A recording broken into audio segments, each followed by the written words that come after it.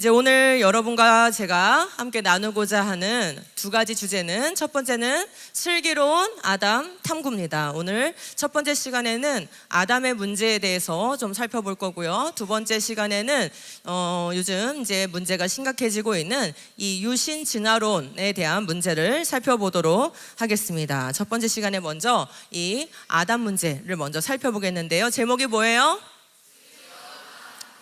여러분이 지혜로운 아담 탐구를 하기 원하십니까? 네. 그러면 어떻게 해야 될까요? 반성경적인 지식의 그 민낯을 볼 수 있어야 되고, 그죠? 그걸 무시하면 안 됩니다. 알아야 됩니다. 그 다음에 어떻게 해야 돼요? 그 반성경적인 지식을 무너뜨리고, 그 다음에 어떻게 해야 돼요? 모든 생각을 사로잡아서 누구에게 복종시켜야 됩니까? 그리스도께 복종시키려면 또 어떻게 해야 될까요? 성경적인 새로운 알미 또 필요하겠죠?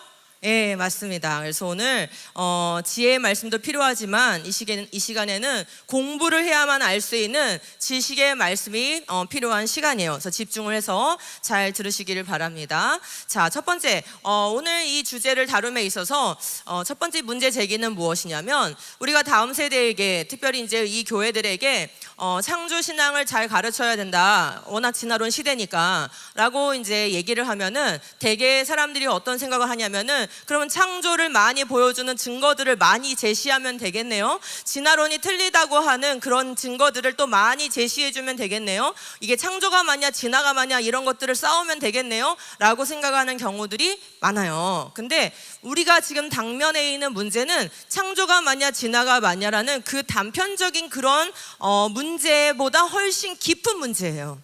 어떤 문제일까요? 어떤 문제일까요? 성경은 과연 지식일 수 있는가라는 문제예요.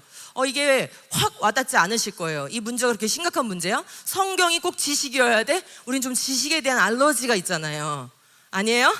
예, 지식하면 공부가 떠오르고 공부는 싫다라는 이 공식 속에 이렇게 갇혀있기 때문에 뭔가 성경적인 지식이 필요하다 이렇게 얘기를 하면은 꼭 그래야 되나? 우리가 지금 믿음 생활하는 건데, 신앙 생활하는 건데 꼭 지식이 필요한가? 이런 생각을 할 수가 있어요. 자, 그럼 반대말을 알려드리면 여러분이 느낌이 올 거예요. 반대말이 뭘 것 같아요? 자, 성경적인 지식일 수 있는가? 이 말의 반대말은 뭐냐면은, 우리가 가진 기독교 신앙은 사적인 신념인가? 이게 반대말이에요. 이제 좀 와닿았어요? 예, 여러분이 가지고 있는 이 복음에 대한 믿음은 사적인 신념입니까? 예, 아니요를 확실하게 대답해 주셔야 돼요. 여러분이 가지고 있는 예수 그리스도와 복음에 대한 이 모든 믿음의 내용은 사적인 신념입니까? 영원한 진리입니까? 하늘과 땅이 바뀌어도 변하지 아니할 영원한 진리라는 것을 믿습니까? 믿는 데서 끝나면 안 되는 거예요. 그게 사실이면 어떻게 해야 돼요? 그게 확고한 견고한 근거를 가진 지식 체계까지 가야 하는 것입니다. 자, 증거를 많이 보여주면 되지 않을까? 이렇게 생각하는 거는 너무 이 문제를 가볍게 다루는 거라는 거죠. 성경이 지식일 수 있는가가 핵심 문제예요. 이 과학주의, 지금 이 우리 사회를 또 다른 표현으로 하면은 진화론적 세계관이 지배한다 이렇게 말할 수 있고, 또 다른 말로 하면은 과학주의가 지배한다 이렇게도 말할 수 있고, 또 동일한 표현으로 자연주의가 지배한다 이렇게 말할 수 있는데, 그 모든 걸 다 싸잡아가지고 가장 쉽게 표현하는 건 유물론이 지배하는 시대다 이렇게 얘기할 수가 있어요. 우리의 지식 체계를 유물론이 지배하는 그런 시대 가운데 우리가 살고 있거든요. 그러면 이 유물론이 지배하는 이 시대 가운데 그럴듯한 논쟁 없이 사람들한테 굳이 너 왜 그렇게 믿어? 너 왜 그렇게 생각해? 라고 따지지 않고 사람들이 그냥 자연스럽게 받아들이는 게 뭘 것 같아요? 뭘 것 같아요? 예? 신이나 영혼이나 내세나 이런 것들은 알 수 없다.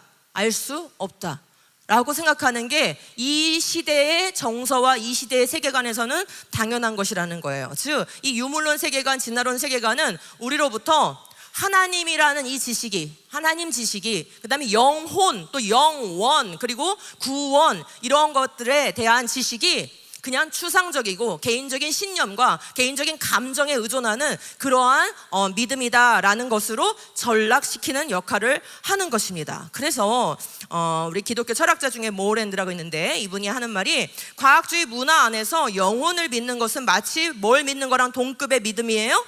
유령을 믿는 거랑 같은 동급으로 취급이 된다는 거예요. 그러니까 우리가 하나님 믿는다고 얘기하면은 예수님께서 우리를 위해서 다시 오실 거라고 이렇게 얘기를 하면은 그 믿음이 세상의 사람들한테는 요정을 믿거나 유령을 믿거나 알라딘의 램프의 지니를 믿는 거나 똑같단 말이죠. 뭐가 없는 거예요? 사실적 근거가 없는 믿음이다라는 치부를 받는 그런 세상 가운데 우리가 놓여져 있어요. 그래서 제가 한 가지 용어를 알려드리겠는데 한번 따라해 볼게요. 개연적 설득력 구조. 예, 이 개연적 설득력 구조라는 말의 뜻이 뭐냐면은 한 문화가 논쟁 없이 그럴듯하다라고 여기는 배경 가정들이에요. 즉 우리 사회가 가지고 있는 누구나 유치원부터 할머니 할아버지까지 그냥 이 시대 동시대를 살고 있는 우리의 사람들이 누구나 가지고 있는 밑바탕 그림, 이렇게 생각하면 가장 쉬워요. 밑바탕 그림. 그러니까 나는 그림이 없는 줄 알았는데 아니에요. 우린 백지 같은 상태가 아니라 이 사회에서 교육을 받으면서 문화를 호흡하면서 여러 가지 언론과 매체를 통해서 듣는 정보를 통해서 여러 가지 방식으로 우리 안에 나도 알지 못하는 밑그림이 그려져 있어요. 근데 이 사회가 다 공유하고 있는 그런 밑그림인 거예요. 그러니까 그 밑그림에 대해서는 논쟁할까요, 안 할까요? 논쟁할 필요가 없어요. 그냥 다 누구나 자연스럽게 받아들이고 있기 때문이에요. 굳이 진화를 신봉하지 않더라도, 굳이 내가 진화를 믿지 않더라도 진화가 이 시대의 보편적 상식이라는 것은 이미 우리 마음 가운데 밑그림이 그려져 있다 이거예요. 그래서 그거에 대해서 학교에서 가르치는 거에 대해서 논쟁하지 않죠. 왜 진화를 가르칩니까? 라고 누가 문제 제기를 하지 않죠. 그죠? 그런 게 바로 개연적 설득력 구조라는 것이에요. 그러면은 한번 질문해 볼게요. 6일 창조가 이 배경 그림에서 제외되면은 어떻게 될까요? 기독교는 답 써 있잖아요. 모른 척 하지 마시고 대답하세요. 써 있잖아요. 뭐가 돼요? 6일 창조가 개연적 설득력 구조에서 배제가 되면은 기독교는 그냥 신화를 믿는 종교인 거예요.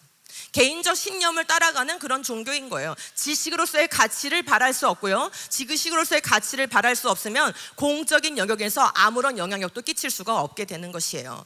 그런데 그래 그럼 문제가 있구나 이렇게 문제의식을 했어. 똑같이 문제의식을 했는데 일단의 사람들이 어떻게 반응을 하냐면 내가 해결해 줄게 이러면서 그거 6일 창조를 6일이 아니라고 성경을 재해석하면 돼 라고 제안을 하는 거예요. 그렇게 해법을 제시하는 거예요. 그러면은 그 문제가 해결될 것 같아요? 안 될 것 같아요?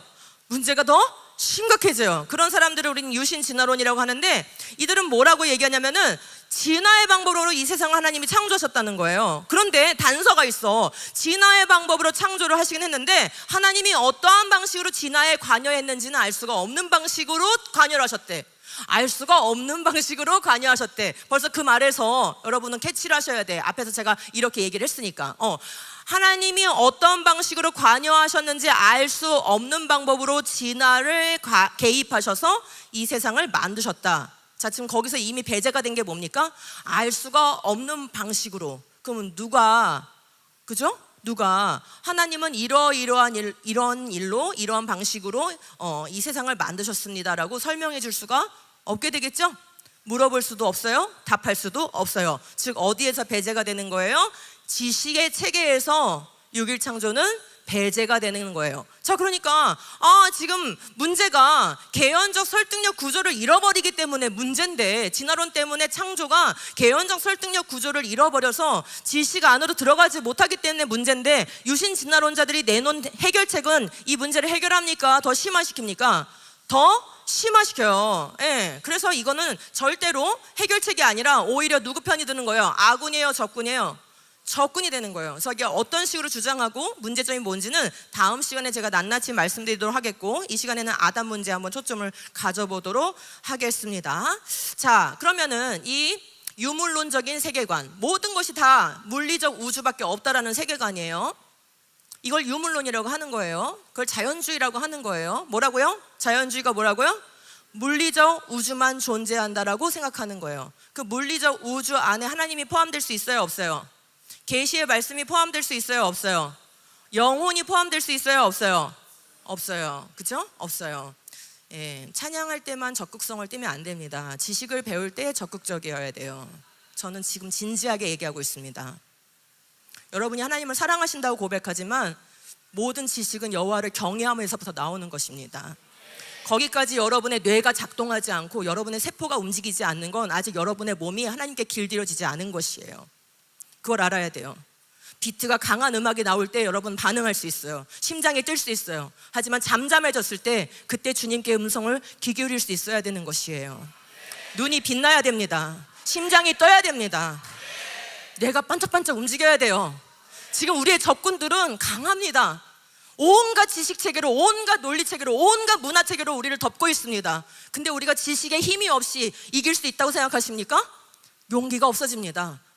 바르게 알아야 나아가서 말할 거 아니에요. 설명할 거 아니에요. 뭔가 주장할 거 아니에요. 그거 아니라고 반박할 거 아니에요. 근데 아는 게 없는데 어떻게 나가서 뭘 반박하고 뭐를 설명하겠습니까? 그죠? 우리가 하나님의 말씀에 따라서 결단하고 행동할 용기는 어디서 나오냐? 바로 성경적인 지식에서 나오는 거예요. 그게 갖춰져야 무장이 되는 것입니다. 네. 자, 그래서 이 유물론자들이 끝까지 가면 어떻게 되나? 이 진화론 세계관이 끝까지 밀어붙이면 어떻게 되나? 이미 이제 끝까지 밀어붙인 세계가 돼버렸거든요. 왜냐면 지난 160년 동안 그래 왔잖아요. 그죠? 그래서 1800년대부터 이 일이 계속 진행이 돼가지고 그거를 좀 미리 막았으면 좋았는데, 아직도 교회가 힘이 더 있었을 때 막았으면 좋았는데, 교회가 힘을 점점점 지난 150년 동안 잃어버리고 유물론자들과 진화론 세계관을 가진 사람들은 점점점 강성해져서 모든 교과서를 다 장악하고 모든 문화를 다 장악하고 모든 정치와 권력을 장악하지 않았습니까? 그죠? 끝까지 왔어요 이미. 그래서 이들의 이 진화론 세계관, 유물론 세계관이 끝까지 와가지고 이제 하는 말은 뭐냐면은 신도 없고 목적도 없고 자유의지도 없다. 인간을 위한 궁극적인 의미도 없다. 우리가 존재해야 되는 이유도, 우리가 이 역사가 흘러가야 되는 이 역사의 목표점도 지향점도 없다라는 것이에요. 그죠? 그 다음에 처슬랜드란 철학자는 뭘 하냐면 우리는 물질로 이루어진 동물이다. 그걸 인정하라는 거야. 우리는 이 사실과 더불어서 살아야 된다. 그래서 이 사람들은 계속 우리의 정체성을 영장류의 한 종류로 우리를 계속 세뇌를 시키고 싶어 합니다. 그러면 어떻게 살면 될까요? 자, 우리가 그렇게 정체성이 바뀌어요. 영장류의 한 동물로 정체성이 바뀌어요. 그러면 우리의 삶의 방식은 뭐가 될까요? 예배하고 찬양하고 기도하는 게 될까요? 아니면 본능대로 사는 걸까요?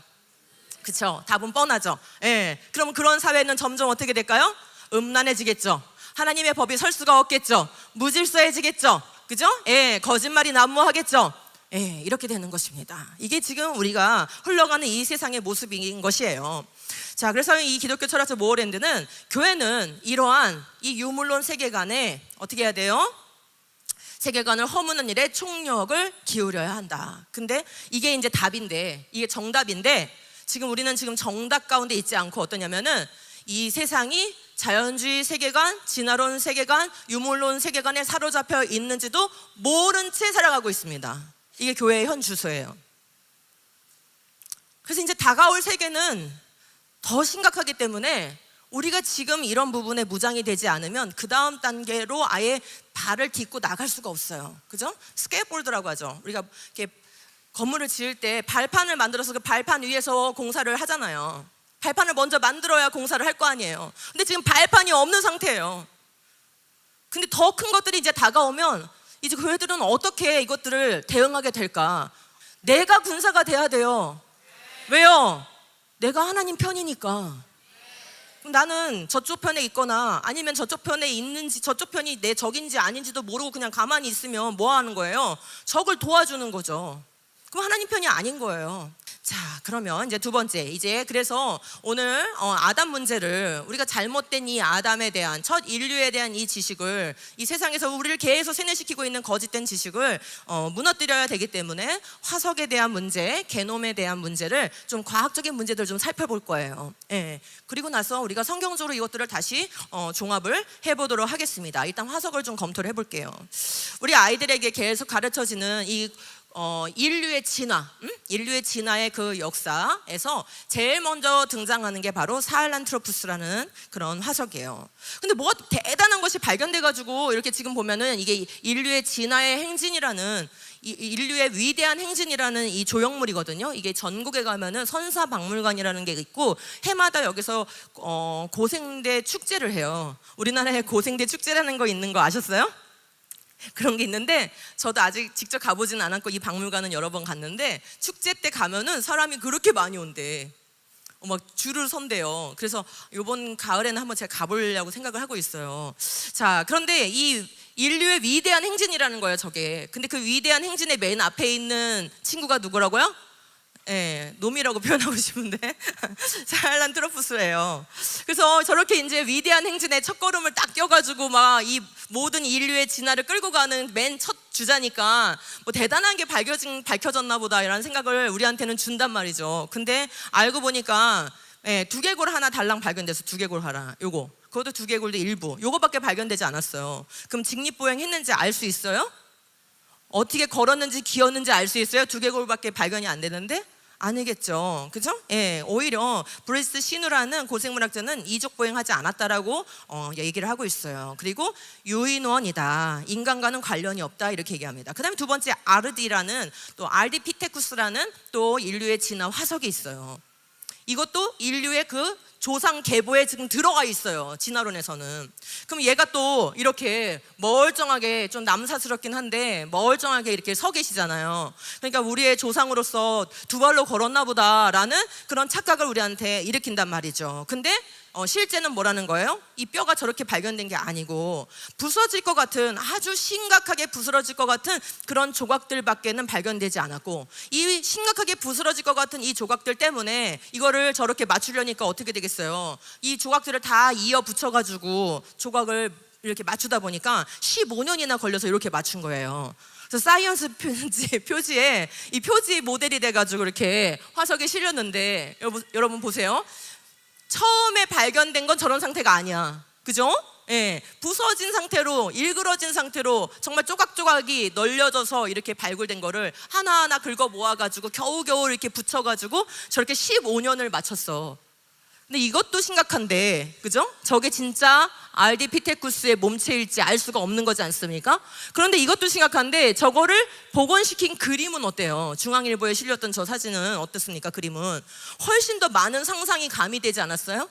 그죠? 예. 그래서 이런 것들을 보면은 사르미엔토라는 고생물학자는 분명하게 말하고 있어요. 이 발목에서 무릎까지, 무릎에서 고관절까지 이런 족부, 분절, 비율 이런 것들을 통해서 이게 이족보행할 수 있는 거냐 없는 거냐 이런 것들을 이제 생물학자들은 따지는데 얘는 그냥 고릴라하고 유사했다라는 거예요. 그다음에 세 번째 유명한 화석이 누굽니까? 바로 오스트랄로피테쿠스 아파렌시스가 우리 아이들이 중학교 1학년 때부터 배우는 우리의 조상이라고 배우고 있어요. 그거의 가장 대표적인 화석이 루시죠. 근데 이 루시를 발견했을 때 어때요? 얘도 역시 조각조각 발견됐어요. 3km 반경에서 3km 굉장히 넓습니다. 그런 반경에서 60m가 차이 나는 언덕배기에서 여기저기서 뼈 조각을 긁어 모아가지고 또 이렇게 맞춘 거예요. 지금 보시면 두개골에서 하얀 부분은 모조품이고 누런 부분은 발견된 뼈 조각인데 여러분한테 제가 저 뼈 조각을 나눠주고 전체 그림을 그려오세요 라고 하면은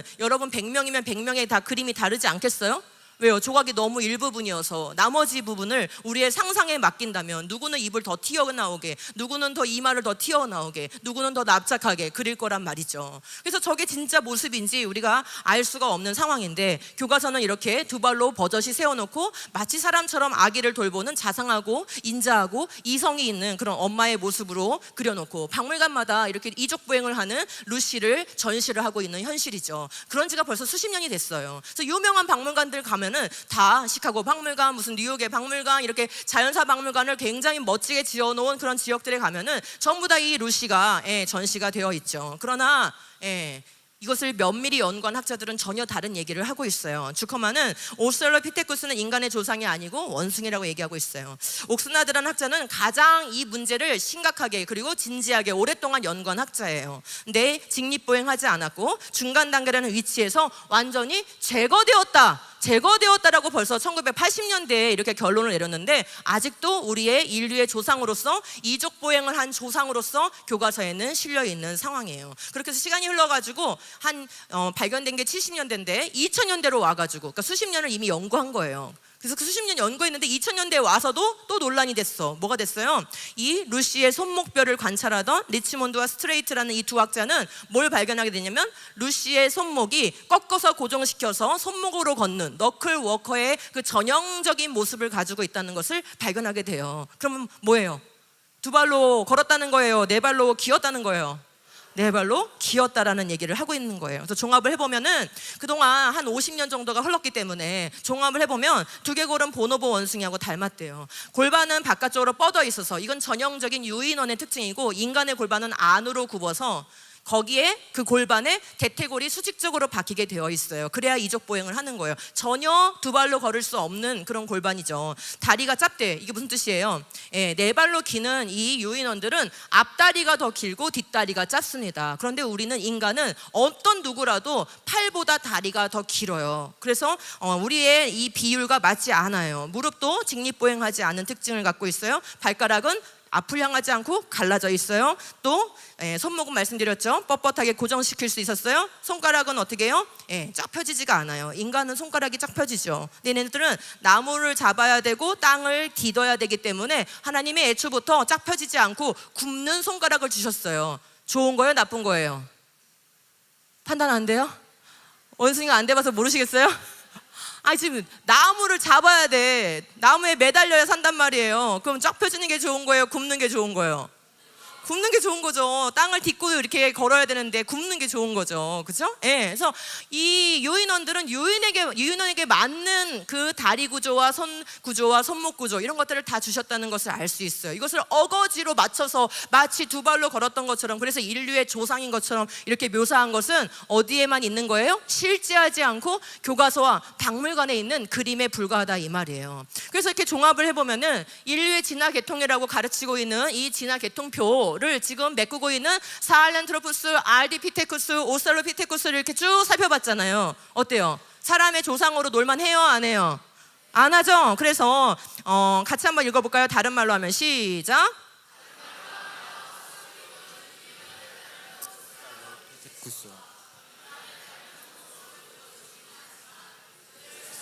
전이 과정을 보여주는 화석은 없다. 중간체가 없다면 우리에게 남는 것은 추론뿐이다. 자, 그래서 쫙 보니까 어때? 이들이 그려놓은, 자신들이 진화론 세계에서 그려놓은 그림에도 정직하게 표현이 된 걸 찾아낼 수 있어요. 그런 사헬란트로푸스, 알디피테쿠스, 오스트랄로피테쿠스로부터 호모라고 불리는 사람에 이르기까지의 연결해주는 전이 과정이 있어야 되는데, 그런 전이 과정이 연속적으로 나타납니까? 안 나타납니까? 안 나타나잖아요. 전부 다 뭐라고 돼 있어요? 물음표잖아요. 왜요? 화석이 발굴된 게 없으니까. 연속적으로 이어주지 않으니까. 그죠? 한 개가 아니라 여러 단계가 나타나야 돼. 막 수만 가지의 단계가 나타나야 되는 거예요. 왜요? 기다가 걷게 되는데, 언어를 쓰지 못하다가 문법적인 언어를 써야 되는데, 내 용량이 400cc이다가 1400cc가 되어야 되는데, 고급진 이런 뇌 피지를 가져야 되는데, 어떻게 이게 그냥 뚝딱 되겠습니까? 엄청난 전이 과정을 거쳐야 될 거 아니에요? 근데 그런 과정을 보여주는 화석은 존재하지 않기 때문에 우리에게 남는 것은 뭐뿐이라고요? 추론뿐인데, 추론도 이제 과해, 상상뿐이라고 제가 말씀드렸죠? 그죠? 상상에 불과하다. 우리가 화석을 검토했을 때, 진화에 대한 타당한 근거, 견고한 근거가 아니라 오히려 어떻다? 진화론 자체를 흔들게 만든다라고 얘기할 수 있겠어요. 자, 세 번째 주제.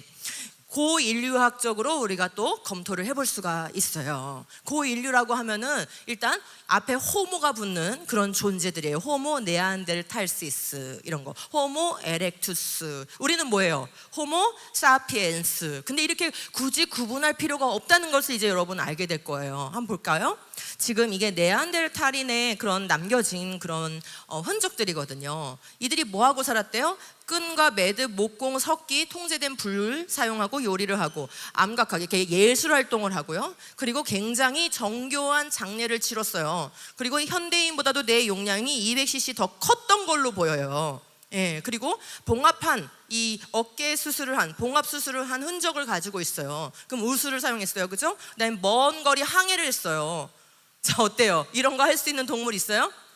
없어요. 이런 거는 오직 유일하게 인간만 할 수 있는 특징들이에요. 그래서 한 학자가 이미 1957년에 만약에 네안데르탈인이 지금 살아있어가지고 목욕하고 면도하고 현대적인 옷을 입고 뉴욕 지하철에 딱 앉아있다면 오히려 사람들이 보고, 우와, 저 사람 누구지? 굉장히 기골이 장대하고 허우대가 멀쩡하네? 라고 하면서 주목을 받을 수도 있다, 이런 얘기를 했던 거예요. 네안데르탈인이 뭐라고요? 인간과 동물의 중간 단계예요? 그러면 우리와 다른 종이에요? 예, 그냥 인간이에요. 근데 처음에 발견했을 때는 저렇게 원숭이 닮게 그려서 박물관에 전시하고 교과서에 넣어서 가르쳤어요. 최근에 복원한 그림은 이렇게 복원해요. 어때요? 그냥 사람이죠?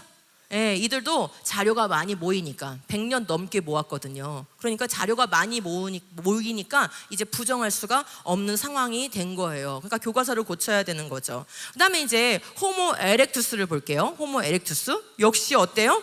끈 매듭 만들기 목공 석기 뼈도구 제조 그죠? 그다음에 물고기 잡고 가공하고 조직화된 생활을 하고 직업을 위한 공간이 있고 예술 활동을 했고 대형 사냥을 했고 동물 가죽을 이용해서 의류를 개발했고 섬유와 수지를 개발했고 노약자를 보호하는 시스템을 가지고 있었어요. 그냥 뭐예요?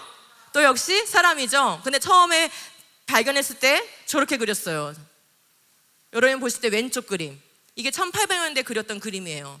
그래서 이걸 자바인이라고 불렀어요. 인도네시아 자바 섬에서 발굴이 됐기 때문이죠. 굉장히 원숭이도 닮고 인간도 닮는 중간 단계처럼 보이게 만들어서 또 이걸 대대적으로 전세적으로 홍보했어요. 그러니까 이런 것들이 홍보되고 막 선포되고 가르쳐지고 이러다 보니까 어떻게 된 거예요? 1800년대 후반에 이미 교과서에 진화론이 들어가게 된 거예요. 그런 상태로 20세기를 맞이하게 됐기 때문에 20세기의 역사는 진화론과 함께 시작했다, 이렇게 얘기할 수가 있게 되는 거예요. 그런데 지금 최근에 또 100여 년의 시간 동안 호모 에렉투스 뼈들이 많이 모이고 그들이 남겨놨던 흔적들이 많이 남았으니까 이걸 통해서 복원을 했더니 어때요? 상당히 뭐처럼 됐어요? 또 사람처럼 복원해서 박물관에 전시했죠. 근데 완전히 현대인처럼 그리면은 진화론이 조금 그러니까 자기들을 조금 변호하기 위해서 어때요? 뭔가 털도 많이 붙여놓고 그랬지만 우리가 화석을 통해서 사실 털이 어떻게 났는지는 알 길이 없습니다. 맞죠? 예.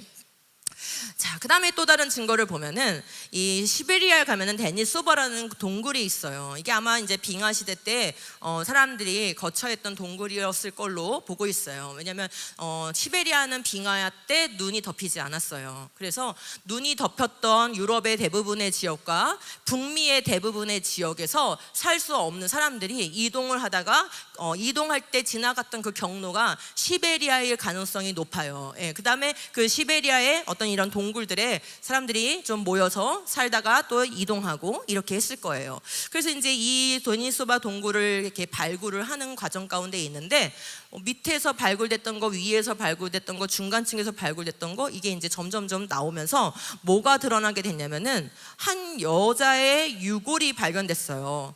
그런데 그걸 조사를 해보니까 다행히도 얘가 DNA 추출이 가능했어. 근데 엄마는 네안데르탈인의 DNA를 가지고 있고 아빠는 데니소바인인 사람의 결혼해서 혼혈로 태어난 여성이라는 것을 알게 됐어요.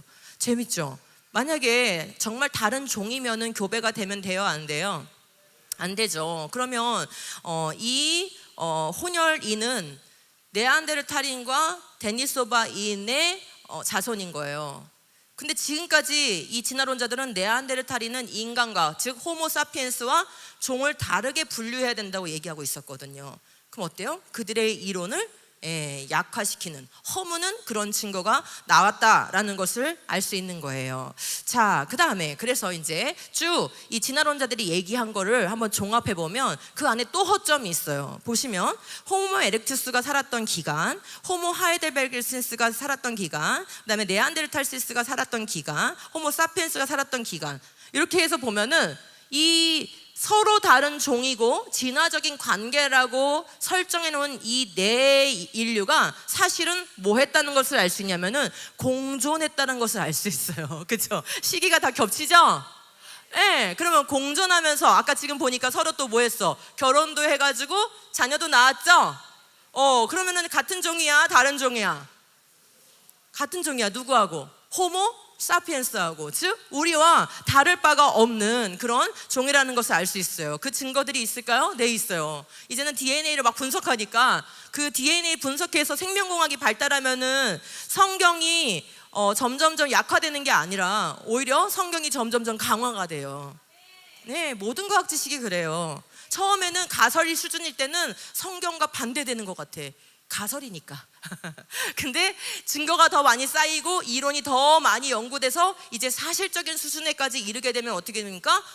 자기들이 주장하는 것은 뭔가 근거가 이뤄지고 성경이 더 강화가 항상 된단 말이에요. 그래서 지금 이제 DNA를 분석해서 살펴보니까 현대 살고 있는 유럽에 지금 살고 있는 사람들이 뭘 갖고 있대? 네안데르탈인의 DNA를 갖고 있대요. 그 다음에 멜라네시아인, 이제 그 남쪽 아시아 사람들을 얘기하는 거거든요. 이 아시아의 남쪽에 살고 있는 이런 사람들도 데니소바야인의 DNA를 또 가지고 있는 거예요. 그럼 뭐예요? 혈통적으로 그들의 후손이다. 우리와 다른 종으로 분류할 필요가 없다라는 것을 알 수 있어요. 이제 심지어는 제프리 톰킨스라는 박사님이 연구한 건데, 네안데르탈인과 데니소바인 그리고 현생 인류니까 호모사피엔스, 이 세 인류의 DNA를 비교를 해봤어요. 그랬더니 얼마큼 같대요?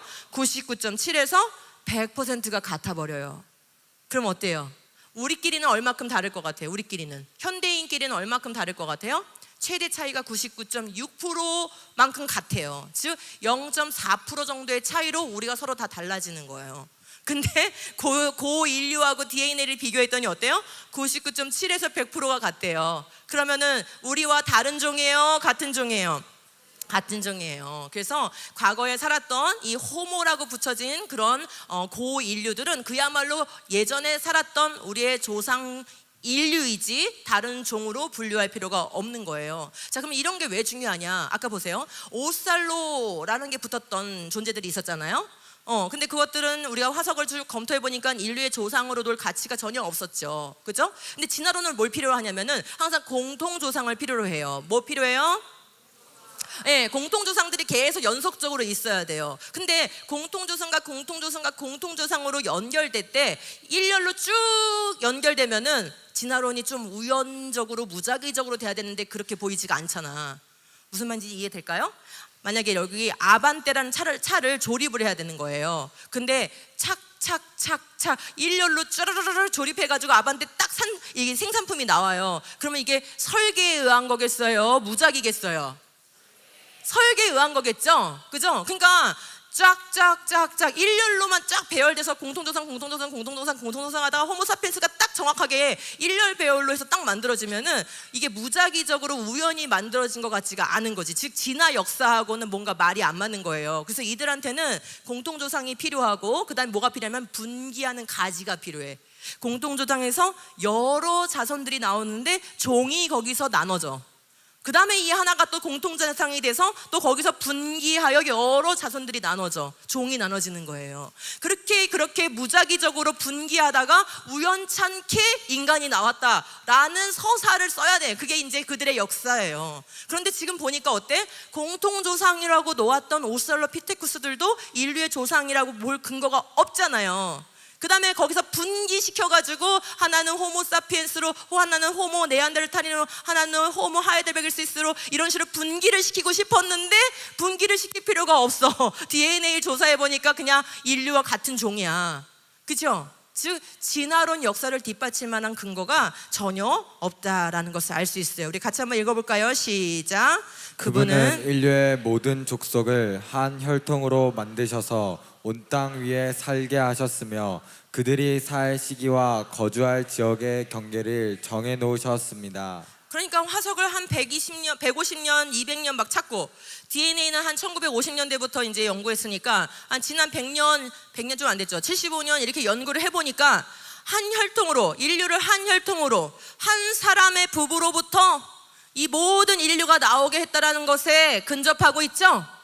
다른 종류의 생물로부터 변화시켜서 전이 과정을 거쳐서 선행 인류를 거쳐서 인간 되게 했다라는 것에 대한 증거는 명확하지 않은 상태인 거예요. 그래서 시간이 흐를수록 오히려 하나님의 말씀은 옳다는 것이 더 드러나고 있는 것이죠. 맞죠? 자, 그 다음에 이제 우리가 화석만 얘기할 수가 없어요. 이제는 시대가 여기까지 왔으니까 또 우리는 공부를 또 해야 되는 거야. 이제 제 앞에 세대에 창조신앙 교육을 했던 분들은 화석 얘기까지만 하고 항상 끝냈어요. 근데 지금은 분자생물학이 이제 많이 발전해가지고 이쪽에서도 또 성경을 공격하는 내용들이 나와. 그럼 어떻게 돼요? 또 우리는 자, 무시할 것인가, 탐구할 것인가, 타협할 것인가? 에? 탐구할 거예요? 이렇게 하면 이상하죠, 손가락이. 자, 무시할 것인가, 탐구할 것인가, 타협할 것인가, 뭐 한다고요? 탐구할 거죠, 탐구. 그죠? 2번. 탐구를 해야 되는 거예요. 근데 그 탐구한 결과가 항상 어떻게 써요? 예수 그리스도를 영화롭게 하는 결론이 나오게 되어 있어요. 그러니까 그 과정이 좀 인내를 필요로 할 뿐이지, 우리는 답을 이미 갖고 있는 자들이기 때문에 기쁨으로 할 수 있는 거예요. 그죠? 네, 보세요. 2000년대로 들어오면서, 이제 최신이죠, 그죠? 2000년대로 들어오면서 또 진화론자들이 막 빵빵 터뜨렸어. 전 세계 언론에서 같이 목소리를 내고 막 사이언스, 네이처지 막 다 빵빵빵 터뜨렸어요. 뭐라고요? 인간과 침팬지가 친척이래. 왜요? DNA가 비교를 해봤더니 98%, 99%가 같더래. 그래서 이 얘기가 20세기, 21세기로 들어오면서 전 세계에 퍼지고, 특별히 이 좀 하나님을 믿지 않는 이 지성인들에게 상당히 이 내용은 어땠을까요? 굉장히 자신들의 마음에 확신을 주는 얘기였던 거죠. 그죠? 그래서 따져보니까 이 얘기가 왜 이렇게 퍼지게 됐나, 세상에 퍼지게 됐나 하고 조사를 해보니까 이 시작은 70년대에 이미 시작됐어요. 누가 이런 얘기를 했냐면은 킹과 윌슨이라는 사람이 DNA 서열 분석도 없었던 시절, 왜냐하면 DNA 분석 기술은 1977년에 처음 나와요. 근데 지금 75년이잖아. 그러니까 DNA를 분석해서 말한 게 아니고 단지 44개의 유전자 좌, 즉 단백질을 만드는 DNA 정보가 있는 그 부분, 그것만을 비교를 한 거야. 그러니까 DNA 자체의 서열을 비교한 게 아니고 단백질을 만드는 그런 정보 자체를 얼마나 결합되어 있는가, 결합이 안 돼 있는가, 이것을 끓여가지고 이 융합이 해제되는 그 온도를 측정하는 이런 그냥 비정성적인 방법이에요. 이게 이제 비정량적인 방법이에요. 그러니까 정교한 방법이 아닌 이런 방식으로 연구를 해가지고 거의 98%, 99%가 같습니다, 이런 발표를 해버렸어요. 그러니까 이거는 근거가 너무나 없는 건데 사람들한테 벌써 이제 그런 말이 돌기 시작한 거예요. 그러다가 2005년에 이 침팬지 게놈을 연구하는 컨소시엄에서 98.77%가 일치한다라고 또 발표를 해버렸어요. 네이처지에 발표했기 때문에 또 전 세계에 막 알려지게 된 거예요. 근데 어떤 연구인가 하고 또 뜯어서 보니까 어떠냐면은 이 유전자 염기 서열은 혹시 ATCG로 이루어졌다는 거 알고 있어요? 우린 지금 고등학교 1학년에서 이걸 배우거든요. ATCG라는 이 염기들이 배열돼 가지고 인간의 31억 개의 염기쌍을 만들게 돼요. 근데 이 순서가 다 맞아야지만 그 정보로서 기능을 하는 거예요. 그런데 이 순서가 다른 거, 있어야 될 게 아닌 다른 것으로 바뀌는 것을 우리는 돌연변이라고 하는데, 하나씩 바뀌는 경우가 있고 덩어리로 바뀌는 경우가 있어요. 그런데 얘는 하나씩 바뀌어 있는 그런 점돌연변이만 센 거고, 개수를 센 거고, 덩어리로 삽입되거나 덩어리로 빠져버리는 그런 결실은 무시해버린 값이었어요. 그러니까 이거는 정확한 값이 아니겠죠. 그 다음에 더 큰 문제는 이거예요. 인간의 게놈은 분석이 돼 있지만 침팬지의 게놈은 아직 분석이 되어 있지 않은 때였어요. 2005년이어서. 그래서 그때 인간의 게놈을 틀로 잡아가지고 그 틀에 맞추어서 침팬지 게놈을 배열했네? 그러면 이게 진짜 침팬지 게놈의 배열이에요? 아니에요? 아니죠. 인간화시킨 게놈의 배열을 만들어 놓고 일치하네, 이렇게 발표를 했던 거기 때문에 굉장히 신빙성이 떨어지는 거예요. 그래서 그러면 지금 벌써 20년이 지났잖아요. 2005년부터 지금 26년이 됐으니까 지난 20년 동안 계속 이 유사 연구를 더 정교하게 하다 보니까 어떻게 됐어요? 수치가 아까는 뭐 99%, 98%라며. 근데 지금 수치가 계속 떨어져가지고 이제는 완전히 해독 단계. 자, 중간 거 보세요. 중간 거. 유라는 학자가 이제 연구를 했는데 이제 완전히 침팬지 게놈을 다 인간의 게놈처럼 다 해독을 한 거야. 그러니까 다 해독한 거를 인간의 게놈하고 다 대응시켜가지고 1대1 대응시켜가지고 다 비교를 했더니 몇 프로가 비슷하대요? 85%가 비슷하다는 얘기는 15%는 다르다는 거예요. 근데 이 15%가 다르면은 염기쌍이 몇 개가 다른 거냐면 5억 쌍 정도의 분량이 다른 거예요. 근데 이 5억 쌍 정도는 진화로 채울 수가 없는 양이에요. 그 다음에 Y 염색체는 누구한테 있는 거예요? 그쵸, 남자. 그리고 침팬지라면 수컷. 이 Y 염색체를 비교했더니 얘는 무려 75.6%가 비슷한 게 아니라 차이가 난대. 그럼 비슷한 거는 한 25% 정도밖에 안 된다는 거고 75.6%는 서로 완전히 다르다는 거예요. 그러니까 인간의 남자와 침팬지의 수컷과는 관련성이 매우 없다라는 그런 결론이 난 거죠. 해서 결국은 수치가 85%까지 떨어졌기 때문에 99%의 신화는 어떻게 해야 돼요? 1%만 차이 난다라는 이 신화는 무너져 내린 거예요, 이미. 자, 그런데 항상 어떻게 합니까? 1%만 차이 난대, 1, 2%만 차이 나고 99%, 98%가 비슷하대. 이렇게 얘기할 때는 전 세계가 떠들썩하게 다 보도하잖아요. 근데 이거 다 밝혀졌잖아요, 이미. 그러면은 15%나 차이 납니다.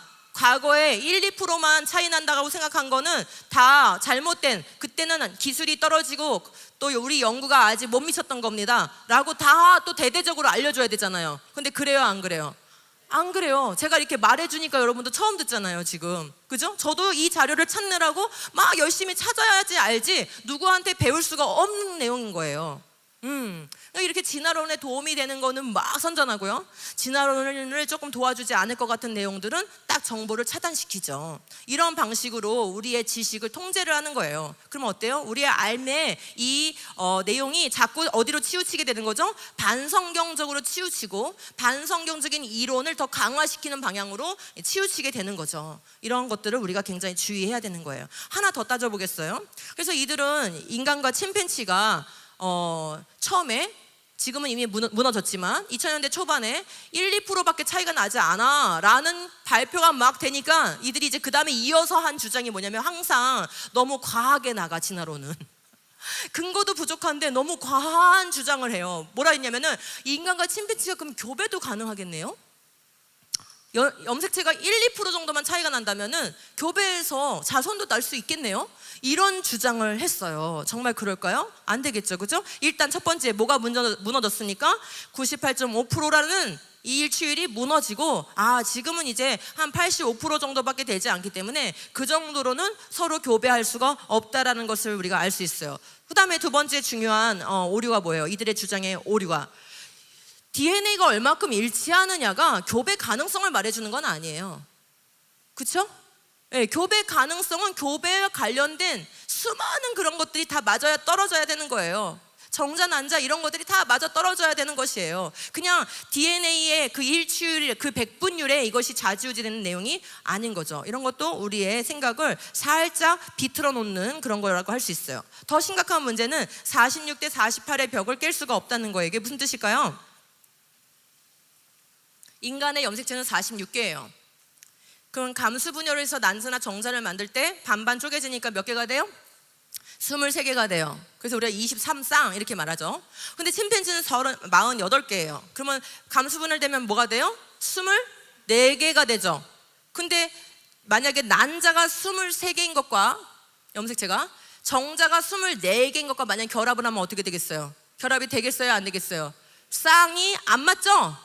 한 쌍이 안 맞춰지잖아요, 결국은. 그래서 이런 경우는 반드시 이 불균형 때문에 결국 그 배아, 이 수정되는 그 배아가 발생을 일으키지 못해요. 그냥 그대로 폐기가 되는 것이에요. 그래서 이런 경우는 불임이 되기 때문에 자손을 낳을 수가 없어요. 예. 그러니까 과학적인 근거 있는 얘기가 아니었어요. 자, 그러다 보니까 지금 이게 이제 현실이잖아요. 침팬지의 염색체와 인간의 염색체를 가지고는 뭘 할 수 없다? 수정을 시켜서 아기를 낳을 수가 없다, 자손을 낳을 수가 없다가 이제 결론이에요. 그러니까 이들이 또 뭘 주장했냐? 어느 단계에서 진화적 조상의 어느 단계에서 48개가 46개로 바뀌었대. 그러면 이제 48개가 46개로 바뀌려면 어떻게 되냐면은 염색체 2개가 붙어가지고 인간의 염색체 2번 염색체를 만들었다는 거예요.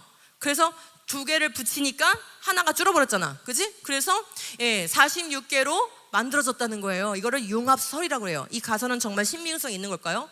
근데요, 제가 강의를 나가보면요, 좀 과학을 많이 아는 대학생 정도 되는 그런 친구들은 제가 강의 끝나면 이 질문을 하는 친구들이 종종 만나요. 그러니까 이 친구들은 뭐 과거에 이 염색체가 융합이 돼가지고 인간의 염색체로 바뀌었다던데요, 그게 과학적으로 밝혀졌다는데요, 이런 식으로 질문을 해요. 왜요? 들을 때는 뭘로 들어요? 이것이 밝혀진 그런 근거 있는 증거인 걸로 들은 거예요, 어디서. 이런 게 문제인 거죠. 자, 그러면 이런 얘기를 왜 하게 됐냐면은 염색체를 보면, 염색체 아시죠? 이렇게 우리 중학교 그림에 나오는 염색체, 그림 아시죠? 그죠? 예. 그 염색체를 보면은 끝에 마지막 말단에 항상 오는 염기가 있는데 그 염기를 마지막에 오는 거를 텔로미어라고 얘기해요. 뭐라고요? 예, 텔로미어. 그러면 이 만약에 두 염색체가 붙었다면은 하나가 1, 2, 3, 4라면은 붙은 것은 거꾸로 와서 붙었으니까 순서가 4, 3, 2, 1인 예를 든 거예요. 제가 이해를 쉽게 하기 위해서 여기서는 1, 2, 3, 4였지만 거꾸로 붙었으면은 4, 3, 2, 1인 게 서로 맞닿아서 붙어있는 그런 염기설이 있겠네 라고 생각을 했는데 조사를 해보니까 실제로 거꾸로 역위, 그러니까 순서가 반대인 그런 염기서열이 맞닿아 있는 부분이 있다는 것을 발견한 거예요. 그러니까 이들이 또 어떻게 했어요? 옳았구나. 우리는 이 염색체가 서로 붙었다라고 해서 개수를 줄이는 이런 융합설을 우리는 주장할 수 있겠구나라고 이렇게 가설을 만들고 주장을 한 거예요. 근데 어떨까요? 실제는 이 맞닿은 부분에 많은 문제가 있어요. 일단은 적어도 이 텔로미어가 정말로 붙어가지고 두 가지가 이렇게 합쳐진 거라면은 이 텔로미어에 차지하고 있는 이 염기서열의 최소값이 10,000개예요, 10,000개. 근데 관찰한 이 2번 염색체에서 관찰한 것은 개수가 겨우 798개예요. 그러니까 필요로 하는, 만약에 진짜 융합되었다면 있어야 될 것에 실제로 존재하는 건 6.7%밖에 되지 않아요. 그게 정말 융합돼서 만들어진 거지 원래 그렇게 1, 2, 3, 4인데 그 다음에 4, 3, 2, 1이 붙어 있는 건지 원래부터 그럴 수도 있는 거잖아요. 그죠? 알 수가 없는 건데 이들은 진화론에 꿰어 맞추기 위해서 융합설을 지지하는 마치 근거가 있는 것처럼 얘기를 하지만 사실은 근거가 많이 부족한 상태예요. 두 번째 더 큰 장벽이 있어요. 쉘터린이라는 부분이 있어요. 이거는 염색체의 끝부분을 감싸고 있는 캡이라고 생각하면 돼요. 여러분이 모자를 쓰면 어떻게 되겠어요? 비가 와도 조금 막아줄 수 있겠잖아요. 그런 것처럼 염색체의 끝에 6개의 단백질로 캡이 씌워져 있어요. 하나님은 참 정말 정교하게 만드셨죠. 근데 이 캡이 하는, 이 쉘터링이 하는 역할이 뭐냐면은 다른 염색체하고 붙지 못하게 하는 역할을 하는 거예요. 그러면 진핵세포, 우리 인간 같은 그런 생물이 가지고 있는 세포를 진핵세포라고 하는데 이 진핵세포의 염색체 끝에는 다 이 쉘터린을 갖고 있기 때문에 뭐 할까요? 서로 붙는 거를 막아줘요. 그러니까 이게 근본적으로 쉘터린이 있는 한 두 염색체가 붙을 수가 없는 거예요. 만약에 붙으면 이거는 질병이 되는 것이에요. 그 다음에 이제 제프리 톰킨스가 발견한 건 뭐냐면은 또 중요한 발견을 했어요. 이 염색체에 그 융합 부위라고 주장하는, 진화론자들이 융합 부위라고 주장하는 그 부분은 사실 텔로미어 부분인데 이 텔로미어 부분은 유전자가 없어야 돼요. 근데 이들이 주장하는 부위를 조사를 해봤더니 유전자가 많더래. 그 유전자가 심지어 255개의 세포에서 유전자로서 활동을 하더래요. 그러니까 지금도 현저하게 작동하고 있는 유전자, 기능하고 있는 유전자가 이미 그 염색체 안에 들어있다는 것을 알게 된 거죠. 즉 텔로미어 부분, 유전자가 없어야 되는 부분이 붙은 게 아니라는 것을 또한 알 수 있어요. 그 다음에 이제 영권은 무슨 뜻이냐면은 이게 가장 확실한 증거죠. 인간하고 침팬지가 정말로 교배가 가능했더라면 어때야 돼요? 그 자손이 있어야 되잖아요. 이걸 휴먼지라 그래요. 인간과 침팬지의 합쳐지는 작품. 그래서 휴먼지. 근데 지금까지 휴먼지가 있었던 흔적이 있을까요? 없을까요? 없어요. 영권. 화석도 없고 뭐 아무 근거가 없습니다. 그러니까 이런 주장들, 염색체 2개가 붙어가지고 48개가 46개가 돼서 인간의 염색체가 됐다, 이런 주장들은 너무나 얼토당토 않은 주장이에요. 자, 점점 따져볼수록 더 심각합니다. 자, 그러면은 2개가 만약에 붙었다라고 한다면은 이거는 구조적인 해석이죠. 물리적인 구조적인 해석이에요. 그러면 이 붙은 염색체가 정말 인간의 2번 염색체의 모든 염기서열을 가지고 있는가, 즉 그 서열 자체를 바꿀 수 있는가, 이건 또 다른 차원의 문제지 않습니까? 무슨 말인지 좀 이해가 되세요? 제가 모니터 2개를 이렇게 쓰게 돼서 이거를 확장시켰다고 해서, 그죠? 그 안에 가지고 있는 데이터 자체가 바뀌는 건 아니지 않습니까? 그러니까 염색체 2개가 이렇게 합쳐지는 이런 물리적인 구조적인 변화가 일어났다고 해서 그 염기 서열 자체가 바뀌는 건 아니잖아요. 그런데 이 인간의 2번 염색체 안에 들어있는 염기서열과 침팬지에 있는 그 염기서열이 맞지 않아요. 당연히 맞지 않겠죠. 그리고 더 이제 발달해가지고 2번 염색체를 더 연구해보니까 이 2번 염색체에 뭐가 들어있냐면은 우리가 태아에서 발생 과정을 거칠 때 한 3주, 4주 정도 지나면서부터는 이제 팔다리가 생기기 시작해요. 그러다가 8주가 되면은 팔다리가 다 완성이 돼버려요. 벌써 8주에. 그래서 손가락, 발가락이 떨어지거든요. 그러면 그때 이 어깨에서부터 뼈를 만들어서 팔을 만들어가지고 맨 마지막에 손가락까지 만든 다음에 손가락 8주에 짠 떨어지게 하는 요 순서대로 진행을 해야 되잖아요. 요 순서대로 사지가 발달하게 하는 그 유전자가 들어있어요. 그걸 혹스드 유전자라고 하는데 그 유전자가 들어있어요. 근데 이 유전자는 요 유전자 이 순서대로 진행하게 하는 유전자가 있고, 이 유전자를 자 이제 너가 일할 차례야, 너가 일할 차례야, 너가 일할 차례야 하면서 그 순서를 스위치를 켜주는 그런 역할을 하는 부위가 있는데 그걸 테드라고 해요. 근데 이게 경계가 뚜렷해야 돼요. 이게 경계가 모호하면은 사지 발달이 제대로 안 돼서 장애가 태어나거나 해야 발생이 자체가 되지가 않아요. 그러니까 하여간 지금 제가 하는 얘기가 뭔 말인지는 잘 모르셔도 굉장히 정교한 과정이라는 건 아시겠죠? 네, 사지가 발달하기 위해서 어깨 만들어야 돼, 팔 만들어야 돼, 팔꿈치 만들어야 돼, 손목 만들어야 돼. 그래서 순서대로 유전자를 켜가지고 순서대로 그것이 발생이 되다가 손가락까지 다 완성을 시키는 이 순서도가 있는데, 이 순서대로 진행하게 하는 그 염색체가 2번 염색체에 들어있단 말이에요. 그게 우연찮게 침팬지의 두 염색체가 합쳐져가지고 만들어졌다면은 그런 정교한 서열을 가질 수가 당연히 없겠죠. 어떻게 따져봐도 융합설은 근거가 없고 말이 점점점 더 안 된다. 그런 걸 믿느니 하나님을 믿겠다. 그런 걸 믿느니 말씀을 믿겠다. 그죠? 너무나 많은 상상이 가미되어 있는 그야말로 게임 서사 같은 이야기다라는 것을 우리가 알 수 있습니다. 자, 또 다음 문제, 이제 시간의 문제를 한번 따져볼게요. 알면 알수록 성경에 더 강화된다는 것을 이제 이해하시게 될 거예요. 아까 지금까지 이제 침팬지의 염기서열과 인간의 염기서열 전체를 다 이제 분석을 해가지고 비교했더니 85% 정도가 비슷하고 15% 정도가 차이 난다는 결론이 났다 그랬잖아요. 그래서 그 15% 정도의 차이가 염기서열로 치면은 몇 억 쌍이라 그랬어요?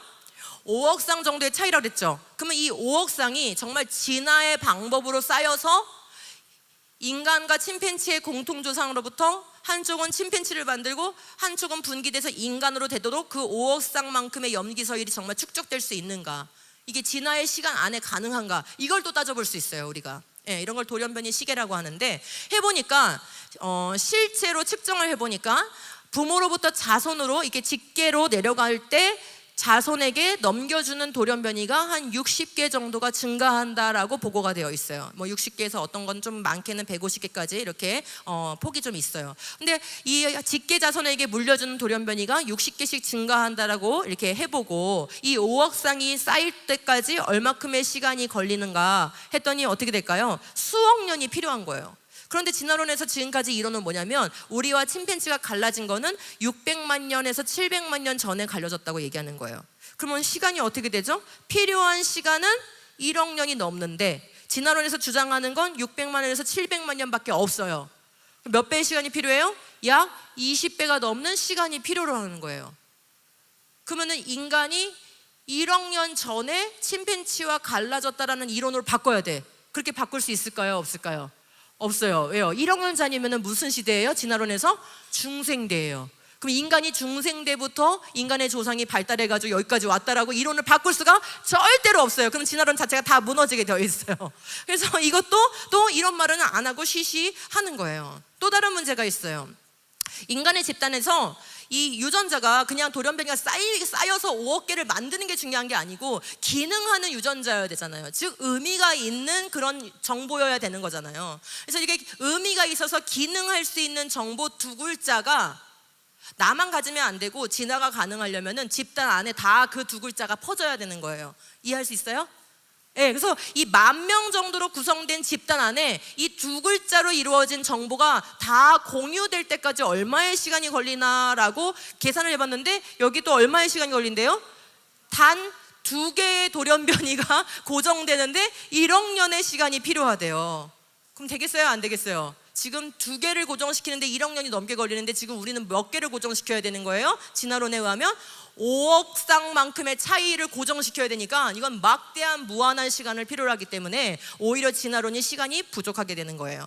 그 다음에 우리가 지금까지 관찰하는 모든 돌연변이는 어떨까요? 돌연변이가 생기면 생길수록 정보가 더 좋은 정보가 증가되는 것이 아니라 기존의 좋은 정보가 파괴가 되고 손상이 되는 거예요. 그래서 돌연변이는 언제나 있었던 것을 상실하지 없었던 정보를 새롭게 만드는 과정이 아니라는 게 과학자들의 정직한 고백인 거예요. 근데 이것은 성경과 아주 명확하게 일치합니다. 왜요? 돌연변이는 우리의 몸에 해로운 과정이라는 거예요. 시간이 흐르면 흐를수록 우리의 게놈이 무질서해진다는 거예요. 그죠? 근데 이거는 어떤 상황에 딱 들어맞는 내용이에요? 처음엔 하나님께서 완전한 창조를 하셨어요. 돌연변이가 없는, 질병도 없는, 고통도 없는 완전한 창조를 하셨어요. 그런데 우리가 죄 때문에 어떻게 됐어요? 이 세상이 저주를 받게 됐죠. 우리의 타락으로 인해서 이 물리적인 세계도 같이 타락하게 됐어요. 하나님이 그렇게 조치를 취하셨어요. 피조물이 지금 어떤 상태예요? 피조물이 어떤 상태예요? 허무함에 굴복되어 있는 상태예요. 신음하고 고통하고 있고 하나님의 아들들이 나타나는 그 자유의 날을 기다리고 있다고 로마서 8장에서 말하고 있잖아요. 그죠? 예. 그러니까 지금 이 돌연변이가 점점 쌓여가지고 점점 무질서해져가지고 우리에게 질병을 더 많이 일으키고 있는 이 과정 가운데 있다라는 거, 바로 타락한 이 저주받은 세계의 모습을 명확하게 보여주고 있는 것입니다. 그래서 시간으로 따져봐도 어때요? 진화론은 시간이 부족해요. 자, 이제 인류에 대한 인류의 시작이 어느 정도나 됐을까라는 그런 관련된 연구를 한번 소개해 드려 볼게요. 3가지를 한번 소개해 드려 볼게요. 괜찮으세요? 네, 너무 잘 듣고 계세요. 훌륭합니다. 자, Y 염색체는 아까 말했다시피 누구한테 있어요? 남자에게, 그죠? 남자에게 있어요. 그러면 이 Y 염색체를 분석해서 연구한다는 거는 부계의 혈통을 알아보는 것이겠죠? 예, 그래서 부계의 혈통이 어떻게 저기 조상으로부터 아버지에서 아들로, 아들에서 또 그 다음 아들로, 그 다음 아들로 이렇게 해서 계속 부계를 통해서 이 Y 염색체가 어떻게 전달되어 왔는가. 그래서 전 단계 조상으로부터 이 아들에게 올 때 돌연변이가 몇 개나 생겼나, 이런 걸 통해서 돌연변이의 차이를 이렇게 연구를 하면은 얼마큼 이게 쌓여서 돌연변이가 얼마큼 쌓여온 건가, 즉 첫 번째 조상이 얼마 전에 있었을까를 대략 추론을 할 수가 있어요. 그렇게 해가지고 Y 염색체를 가지고 연구를 했더니 어떻대요? 몇 년 전에 첫 번째 조상이 나온대요. 공통 조상이 4,500년. 어머, 생각보다 너무 짧지 않아요? 우리는 맨날 수억 년, 수만 년에 길들여져 있어가지고 진화론적인 시간에 너무 길들여져 있잖아요. 근데 Y 염색체를 추적을 했더니 첫 번째 아빠는, 그죠? 첫 번째 아빠는 몇 년 전에 있어야 된다는 거예요? 4,500년 전에 있어야 된다는 거예요. 이분이 누굴까를 한번 여러분 한번 상상을 해보세요. 그 다음에 2번째, 미토콘드리아를 가지고 또 연구를 했대요. 미토콘드리아는 누구 거를 연구하는 것 같아요? 누굴 거 연구할까요? 여러분이 태어나려면요, 정자도 필요하지만 뭐가 필요해요? 난자가 필요하죠. 근데 정자는 핵, 즉 염기 이 게놈만 줘요. 그죠? 네, 게놈만 줍니다. 46개의 염색체 중에 23개의 염색체를 줘요. 정자는 그것밖에 안 줘요. 근데 난자는 그 난자 안에 뭐가 있어요? 23개의 염색체만 있는 게 아니라 난자라는 세포를 구성하는 세포질이 있어요. 근데 그 세포질에 질이 그냥 물이 아니에요. 그 세포질에 엄청난 중요한 기능을 하는 그런 단백질과 물질들이 들어있어요. 그러한 물질들의 농도와 그런 단백질들의 기능이 없이는 이 핵이 분열도 시작하지 않고 발생도 하지 못해요. 그러니까 여러분이 지금 태어난 건 누구 덕이에요? 아, 이해를 잘 못했네. 난자에 있는 세포질이 없으면 여러분이 발생이 안 된다니까요. 세포끼리 만난다고 여러분이 되는 게 아니잖아요. 그죠? 난자와 정자가 만나서 수정란이 됐지만 거기서 뭐가 일어나야 돼요? 세포 분열이 일어나고, 분열이 돼가지고 누구는 뇌가 되고 누구는 심장이 되고 누구는 무릎이 되고 발이 되고 해서 여러분의 몸이 이렇게 만들어져야 되잖아요. 근데 그 과정을 처음에 이끌어주는 게 누구라고요? 난자의 세포질에 있는 다양한 물질들이 그거를 이끌어준다니까요. 그러니까 누구 덕분에 여기 있냐니까요, 여러분? 그렇지. 엄마 덕분에 여기 있는 거예요. 우리 모든 인류는 엄마 없이는 태어날 수가 없어요. 그러면 첫 번째 엄마가 필요할 거 아니에요. 왜요? 첫 번째 자녀도, 예를 들면 가인도 하와에 뭐가 필요한 거야? 그치? 난자가 있으려면 하와가 있어야 될 거 아니야. 엄마가 있어야 되잖아요. 그러니까 이렇게 따져보면은 과학이 발달할수록 우리는 뭘 알 수 있어요? 첫 번째 엄마가 완벽한 엄마가 있어야 되는 거예요. 엄마가 되어가는 중에 이상한 종류의 동물이면 안 돼. 그냥 정확하게 인간 엄마가 있어야 인간 난자를 만들 것이고, 인간 난자가 있어야 인간이 발생이 된다고요. 예. 자, 그래서 이 엄마의 난자에 들어있는 그 세포 질환에 뭐가 들어있냐면 미토콘드리아라는 기관이 들어있어요. 이게 에너지를 생산하는 기관인데, 그러니까 이 미토콘드리아는 다 누구한테 물려받았겠네? Y 염색체는 다 아빠한테 물려받았겠지만 미토콘드리아는 다 엄마한테 물려받은 거예요. 여러분이 가지고 있는 모든 미토콘드리아는. 그래서 이 미토콘드리아에 있는 염색체를 또 분석해가지고 조사했더니 첫 번째 엄마가 몇 년 전에 있어야 된대? 6,000년 전에 있어야 된대요. 그 다음에 이제 이 세 번째 연구는 뭐냐면은 족보를 가지고 연구한 거예요. 우리 각자 다 족보가 있잖아요. 이런 족보를, 전 세계의 족보를 수집해가지고 이 족보를 연구해서 언제쯤에 여기에 항구가 만들어져서 언제쯤에 사람들이 어디로 이동하고 이런 것들을 다 면밀하게 정말 아주 상세하게 조사를 해서 족보를 연구한 거예요. 그랬더니 여기서 또 결론이 뭐가 나왔어요? 첫 번째 조상은 몇 년 전이어야 된대요? 5,000년 전이어야 된대요. 그러면 최근에 지금 다 이게 2000년대에 이루어진, 21세기에 다 이루어진 연구들이거든요. 그럼 최근에 이루어진 연구들을 보니까 전부 다 어디로 값이 수렴됩니까? 수천 년 전으로 수렴하지 우리의 첫 번째 조상이 수백만 년이나 수천만 년 전이 절대 아닌 거예요. 와, 그쵸? 그래가지고 이제 더 디테일하게 연구하신 분이 있어요. 나다넬 젠슨이라고 Answers in Genesis라는 단체에서 연구하는 유전학자예요. 그러니까 이분은 하버드에서 연구했던 분인데 그냥 자기 평생을 여기다 헌신했어. 하나님 나라를 위해서 헌신한 거예요. 이분 여기에도 그런 사람들 나올 줄 믿습니다. 아멘 하세요. 네, 그죠? 가장 좋은 것을 주님께 드리는 거예요. 쓰다 남은 거 드리는 게 아니고, 맞습니까? 네, 가장 좋은 시간을, 가장 젊은 시간을, 그죠? 주님께 드리는 거예요. 아멘. 하나님은 내가 8살 때 불렀던 찬양도 기억하시고, 내가 15살에 불렀던 찬양도 기억하시고, 25살에 불렀던 찬양도 다 기억하십니다. 어디서, 어느 위치에서, 어떤 모습으로 찬양했는지 다 기억하실까요? 아멘. 그래서 우리가 날마다 똑같은 찬양을 부르는 것 같지만 그 모든 찬양이 왜 새 노래예요? 하나님이 다 일일이 낱낱이 기억하고 계시니까 새 노래인 거예요. 아멘. 네. 자, 그래서 이 나다넬 젠슨이 이 연구를 더 했어요. 지금까지 분석한 자료가 너무 많은 거예요. 그러니까 지금 우리가 실험실을 차려가지고 DNA를 연구할 능력이 안 돼도 할 수 있는 이유는 뭐냐면 이미 랩이 많아.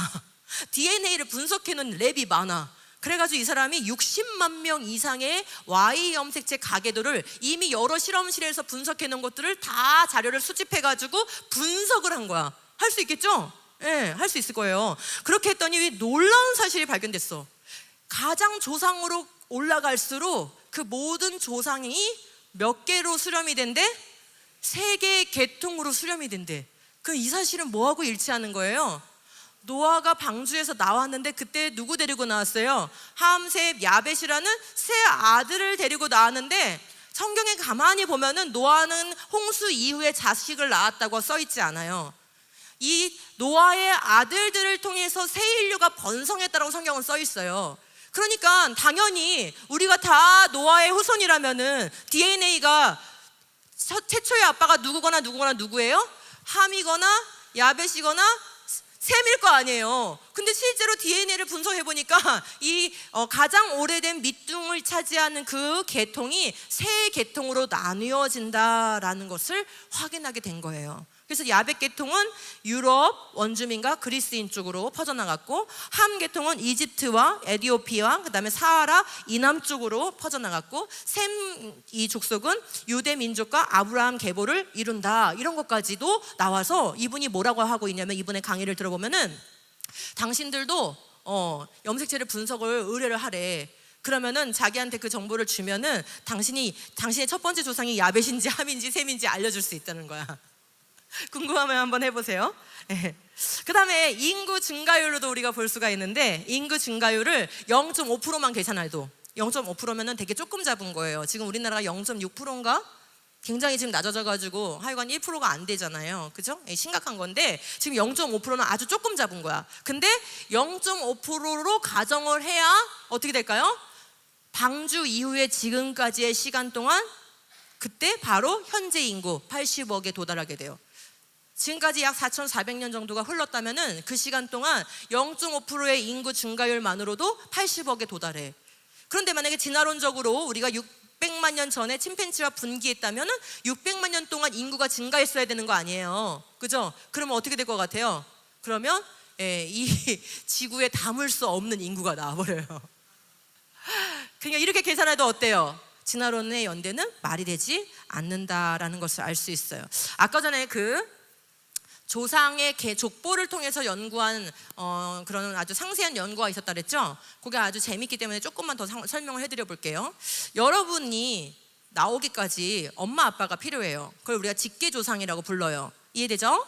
자, 그럼 나 한 명을 위해서 직계조상은 몇 명이 필요해요?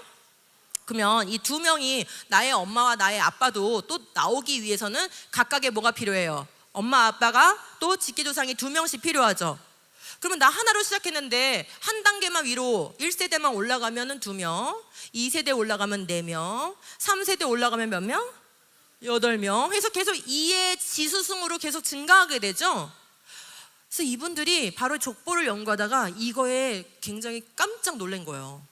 이거에 족보를 계속 연구하다 보니까 이렇게 해서 직계조상으로 가면은 계속 인구가 늘어야 돼서 1000년만 지나도 1000년 전으로만 돌아가도 이 지구의 인구가 우리의 조상은 계속 수가 늘어야 되니까 1000년 전에 2조 명의 인구가 있어야 된대, 이론상으로. 근데 실제로는 그렇지 않고 1000년 전에 한 10억 정도의 인구가 있었어요. 지금 우리가 80억이잖아요. 그럼 무슨 방법밖에 없을까? 이건 지금 모순이잖아요.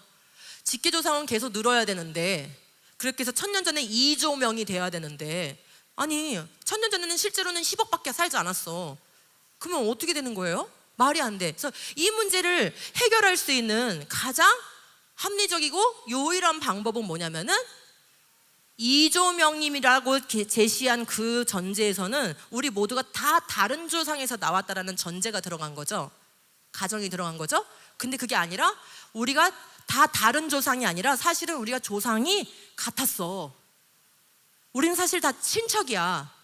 1000년 전으로만 돌아가도 우리는 사실 다 같은 조상을 가지고 있었던 거야 라고 하면은 이게 말이 되는 거예요. 그렇게 해서 가지들을 계속 뻗는 게 아니라 서로 결혼하고 서로 자녀를 낳는 그런 관계로 수렴을 다지시키면은 어떻게 되냐? 최후의 한 쌍이 남게 돼. 최후의 한 쌍이 남게 돼. 근데 이 한 쌍에 이르는 시간이 아까 얼마 걸렸다는 거예요? 5000년밖에 걸리지 않았다는 거예요. 이 연구가 네이처지에 실렸던 연구거든요. 그러니까 그냥 대충한 연구가 아니고 매우 자세하게 한 연구예요. 그럼 지금까지 우리가 살펴본 Y 염색체로 부계를 연구해도 미토콘드리아로 모계를 연구해도 족보를 가지고 연구를 해도 전부 다 수천 년에 수렴하면서 성경의 역사를 오히려 지지하고 있다는 거죠. 그러면 이 한 쌍은 누구겠어요, 여러분? 아담이 아니라 여기서는 노아예요. 노아. 우리는 노아의 후손이야. 근데 노아가 아담의 후손이니까 아담의 후손도 답은 맞지만 직접적으로 지금 이 DNA를 조사해가지고 찾아낸 그 한 쌍의 부분은 노아인 거예요. 그리고 거기서 다시 더 정밀하게 분석하니까 세 계통으로 나눠진다는 사실을 알게 됐던 거죠. 어때요? 재밌습니까? 네, 창세기 말씀 같이 읽을까요? 시작. 이들은 그 백성들의 족보에 따르면 노아의 자손의 족보들이요 홍수 후에 이들에게서 그 땅의 백성들이 나뉘었더라. 이런 족보의 말씀 하나하나도 틀림이 없다는 것이 오히려 더 확고해지고 드러나고 있습니다. 자, 이제 마지막으로 두 아담 이야기를 해보도록 하겠습니다. 과학적인 증거들, 화석적인 거, 게놈적인 거, 그 다음에 돌연변이 시간 따져보고 족보를 또 따져보고 했더니 자 어떻습니까? 우리가 동물 조상으로부터 수백만 년 전에 분기해가지고 나와서 인간이 됐다는 것을 뒷받침해주는 그럴싸한 증거는 없습니다. 근데 오히려 그죠? 성경에서 말한 대로 한 부부로부터 시작해서 우리 모두가 한 혈통으로 지어졌다는 것과 노아 홍수를 거쳐서 세 아들을 통해서 모든 인류가 이 땅에 나뉘었다는 것을 증거해주는 그런 뒷받침 증거들이 점점 강화되고 있다는 것을 알 수 있어요. 즉 성경의 역사가 뭐다? 사실이다 이거죠. 성경의 역사가 사실이다. 제가 그럼 처음에 했던 질문을 여러분 다시 한번 상기를 시켜 보시겠어요? 지금 우리의 문제는 창조가 마냐 진화가 마냐 그 정도의 수준의 문제가 아니라 뭐가 중요하다 그랬어요? 성경이 뭐일 수 있는가? 지식일 수 있는가? 그럼 지식일 수 있는가를 충족시키려면 뭐가 필요할까요? 우리가 이걸 지식으로 논하려면은 견고한 근거를 가지고 설명할 수 있어야 되는 것입니다. 요거를 포기하는 순간 우리가 공적인 영역에서 지식으로서 역할을 할 수가 없게 되는 거예요. 다시요. 지식으로 역할을 하려면은 뭐가 있어야 된다고요? 견고한 근거를 가지고 뭐 할 수 있어야 돼요? 설명할 수 있어야 돼요. 그런 구조를 갖춰야 되는 거예요. 그래서 이런 공부가 필요한 거죠. 그렇게 따져봤더니 어때요? 성경의 역사는 지식으로서 가능합니까? 아니면 신화로 그냥 남겨져 있어야 되겠어요? 지식으로서 가능하고. 그러면 진화론은 어때요? 진화론을 사실로 봐야 되겠습니까? 하나의 가설로 봐야 되겠습니까? 그렇죠. 오히려 더 정밀하게 따져보니까 진화론은 오히려 근거가 부실해. 성경은 오히려 점점 갈수록 근거가 더 강화가 돼라는 것을 알게 됐으므로 우리는 참된 이 성경의 역사를 설명하고 증거하고 선포하는 일에 절대 우리가 게을러서는 안 되겠습니다. 자, 그럼 이제 두 아담 문제, 성경이 가르치는 내용을 함축하면 결국은 두 아담의 역사예요. 그럼 첫 번째 아담은 누구고요? 하나님이 창조하신 첫사람 아담이고요. 두 번째 아담은 누구고요? 둘째 아담으로, 마지막 아담으로 오신 예수 그리스도예요. 그래서 우리가 첫사람 안에서, 그 첫사람이 범죄해서 우리가 죽게 됐는데 그게 진짜 실제 역사이기 때문에 누가 오신 거예요? 둘째 아담이신 예수 그리스도가 오셔서, 근데 우리 대신해서 죽어주신 것뿐만 아니라 부활하셔서 부활의 첫 열매가 되셨잖아요. 그래서 이 성경이 가르치는 두 아담에 대한 역사는 첫사람의 그 범죄 사실이 둘째 아담의 부활과 바로 연동되도록 그렇게 기록이 되어 있는 거예요.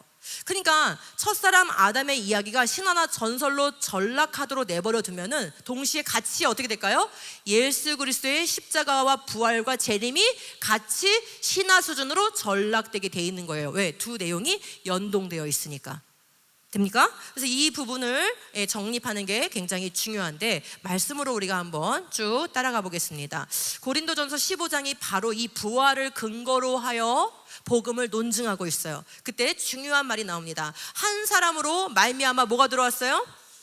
그렇죠. 그러니까 성경은 우리한테 죽음은 원래 자연현상이다 이렇게 말하지 않아요. 근데 진화론 세계관에선 죽음은 뭐예요? 원래부터 존재하는 것이에요. 여기서 벌써 갈려나갑니다. 받아들일 수가 없어요. 진화론 세계관을 왜 못 받아들여요? 죽음이 죄의 삭시 아니라 자연현상이라고 가르치니까. 그럼 우리는 구원이 필요합니까? 안 필요합니까? 원래 그랬는데 왜 구원이 필요해요? 원래 죽지 않는 존재였는데 죽게 됐으니까 구원이 필요한 거잖아요. 그죠? 그래서 한 사람으로 말미암아 죽음이 들어왔는데 또한 한 사람으로 말미암아 죽은 사람의 뭐가 와요? 부활이 와요. 그래서 이 첫 번째 사람, 이 첫사람 아담의 이 죽음의 문제가 사실이 아니면 두 번째 아담의 이 부활의 문제가 사실이 아닌 게 되는 것이에요. 같이 읽어요. 시작. 아담 안에서 모든 사람이 죽은 것과 같이 그리스도 안에서 모든 사람이 살아나게 될 것입니다. 아멘. 아멘. 우리는 이 말씀을 믿습니다. 은혜로 믿어요. 그렇죠? 우리가 이걸 믿게 된 것은 우리의 노력이나 공로가 아니라 하나님이 주신 은혜 때문에 믿게 된 거예요. 그런데 거기서 끝나면 안 돼요. 은혜로 믿었지만 이 말씀을 어떻게 해야 돼요? 사실로 증거할 수 있어야 돼요. 사실로 증거하려면 어떻게 해야 돼요? 설명할 수 있어야 돼요. 그럼 뭐가 필요하다고요? 견고한 근거가 필요하다고요. 맞습니까? 네. 자, 그러면 이제 예수님이 하신 일이 뭐냐? 이 첫사람 아담과 둘째 아담이 어떤 식으로 엮여 있냐? 성경에 보면은 아담은 오실자의 모형이다라고 고린도전서에 써 있어요. 아니, 로마서에 써 있어요. 로마서 5장 14절에 아담은 오실자의 모형이다. 그러니까 아담이 실제적 역사적 존재라면은 예수님도 역사적 실제적 존재가 되는 것이고, 아담이 전설적 존재라면은 예수님도 전설적 존재가 되는 거예요. 왜? 모형이니까. 그렇죠? 예, 그렇게 관계가 엮여져 있어요. 자, 그 다음에 이 아담과 예수님 사이에서 중요한 또 교리가 뭐냐면은, 아담이 역사적 인물이 만약에 아니면 뭐가 문제가 되냐, 이 공의의 동등성과 속죄의 전가의 대칭 구조 자체가 무너지게 됩니다. 무슨 말이냐, 왜 예수님이 사람의 모양으로 오셔야 됐었을까요? 지금 우리가 믿고 있는 바를, 성경이 가르치는 바를 설명하기 위해서 지금 논리적인 구조를 생각해 보는 거예요. 예수님이 왜 사람의 몸으로 오셨어야 됐을까요? 아담이 지은 죄 때문에 죽게 됐다 했잖아요. 예, 그러면 아담이 사실은 그 벌을 받아야 되는 거잖아요. 그러면 아담이 지은 죄값, 그 죄값이라는 게 크기가 얼마큼인지 모르겠지만 죄값이라는 크기가 이렇게 있다고 해보겠습니다. 그럼 이 아담이 지은 죄값을 고스란히 치르기 위해서는 어떤 존재가 필요할까요? 아담과 동등된 존재가 필요합니다. 맞습니까? 양이나 소가 대신해서 그 값을 치를 수 있을까요? 치를 수 없습니다. 양과 소는 예수님이 오시기 위한 그림자 역할을 한 것뿐이지 실제 아담의 값이 안 돼요. 양값하고 여러분 값이 같다고 생각하면 좋겠어요? 안 좋겠죠? 아담 값을 치르려면 아담이 필요한 거예요. 그런데 범죄한 아담이면 돼요, 안 돼요? 그렇죠. 범죄하지 않았어야지 되는 거예요. 그러니까 죄 없는 아담의 모양, 죄 짓기 전 아담의 모양으로 오셔야만 아담의 값을 아담이 치르게 되는 이 동등성. 그래서 똑같은 값을 치렀기 때문에 그 의가 우리에게 뭐 될 수 있는 거예요? 전가될 수 있는 거예요. 즉 예수님이 그 값을 정확하게 치렀기 때문에, 조금도 틀림이 없이 0.1도 빼놓지 않고 정확하게 치렀기 때문에 우리가 그분의 행위로 인하여, 그죠? 의롭다 하심을 받게 된 겁니다. 그러니까 이 공의, 하나님의 이 공의를 만족시키는 조건인 거죠. 예, 하나님은 야 좀 깎아줘. 너의 죄값은 1000인데 내가 999만 치를게. 그렇게 하신 게 아니에요. 하나님의 공의는 너무나 엄격해서 아담의 죄는 아담이 물어야 됐던 거죠. 그래서 하나님이 아담으로 오신 거예요. 얼마나 감사합니까? 그죠? 예. 이 동등성이 바로 공의의 근거인 것이고, 그것이 우리에게 이 은혜로 속죄함을 입는 이 정가의 은혜가 되는 것이에요. 그래서 모든 인류가 타락한 아담의 고장난 세포로, 왜요? 죄를 범했을 때 이미 저주를 받았잖아요. 그래서 돌연변이도 시작하고 질병과 고통과 신음 이런 것들이 시작했잖아요. 그러니까 이미 세포가 완전한 세포가 아닌 거예요. 처음에 창조할 때는 완전한 세포였지만 범죄한 이후에는 이미 고장난 세포야. 근데 이걸로 만들어졌기 때문에 우리의 어때요? 우리 모든 인류는, 아담에게서 태어난 모든 후손은 고장난 상태일 수밖에 없겠잖아요. 그죠? 예. 그 다음에 첫사람 없이는 마지막 아담이 필요할까요? 필요하지 않을까요? 필요하지 않아요. 예. 그래서 이 첫사람 아담을, 사실성을, 그 역사성을, 실제성을 보존하고 지키는 것이 이 마지막 아담이 우리를 위해서 행하신 그 놀라운 은혜의 복음을 지키는 일이라는 것이에요. 이게 이 시대의 중요한 주제가 된 것이죠. 자, 성경에 첫사람 아담은 산영이 되었다고 기록한 바와 같이 마지막 아담은 생명을 주시는 영이 되셨습니다. 끊임없이 고린도전서 15장은 누구와 누구를 연결시켜요? 첫사람 아담과 마지막 아담을 계속 연결시켜서 첫사람 아담에 근거하여 복음을 설명하고 있어요. 그래서 이 고린도전서 15장에 바울의 복음 논증을 말씀 그대로예요. 세 번역으로. 제가 한번 읽어볼게요. 그리스도께서 살아나지 않으셨다면 우리의 선포도 헛되고 여러분의 믿음도 헛될 것입니다. 우리는 또한 하나님을 거짓되이 증언하는 자로 판명될 것입니다. 그것은 죽은 사람이 살아나는 일이 정말로 없다면 하나님께서 그리스도를 살리지 아니하셨을 터인데도 하나님께서 그리스도를 살리셨다고 하나님에 대하여 우리가 증언했기 때문입니다. 죽은 사람들이 살아나는 일이 없다면 그리스도께서 살아나신 일도 없었을 것입니다. 지금 굉장히 논리적으로 복음을 설명하고 있는 거예요. 그죠? 우리가 논증한다고 하죠. 이거는 세상에서 무슨 논문 써서 디펜스 할 때만 쓰는 게 아니에요. 우리 복음도 논증을 할 때가 필요해요. 그죠? 예. 성경이 이미 그렇게 하고 있어요. 바울이 그렇게 이미 하고 있어요. 근데 여기서 보시면 뭐에 기반해 있는가? 논증은 항상 사실에 기반해야 돼요. 그렇죠? 네, 그래서 그래야 지식의 권위를 갖는 거예요. 자, 근데 지금 바울이 뭐에 기반하고 있어요? 부활에 기반해서 복음을 논증하고 있어요. 왜 그랬을까요? 아직도 바울이 지금 이 고린도전서를 작성하고 있는, 기록하고 있는 이때에는 예수님이 직접 내 눈앞에서 부활 승천하고 하신 것을 본 500여 문도가 아직도 뭐예요? 살아 있어요. 예수님을 본 제자들이, 사도들이 아직도 살아 있어요. 그러니까 부활하신 것을 부정할 수 있겠어요? 없겠어요? 그냥 명백한 사실인 거야. 그냥 내가 겪은 일인 거야. 그죠? 경험과 증거로 그 사실성이 보증이 되는 거야. 견고한 근거가 있는 그런 사실적인 지식인 거예요. 그래서 이렇게 이 사실적인 지식에 기반해서 복음을 세워 올리고 있다는 것을 알 수 있어요. 너 부활 부정해봐. 부활 부정 못하잖아. 우리가 다 봤잖아. 경험했잖아. 증거 있잖아. 그럼 부활을 부정하지 못한다면은 예수님이 우리를 위해서 우리 죄 때문에 죽으시러 오셔가지고 십자가에서 죽으신 것도 부정할 수 없을 거야. 이렇게 가는 거예요. 자, 그러면 이제 로마서로 한번 가볼게요. 로마서 똑같은 거지만 약간 이제 초점이 조금 달라지는데, 그러니 한 사람의 범죄 행위 때문에 모든 사람이 유죄 판결을 받았는데 이제는 한 사람의 의로운 행위 때문에 모든 사람이 의롭다는 인정을 받아서 생명을 얻게 되었습니다. 그죠? 예.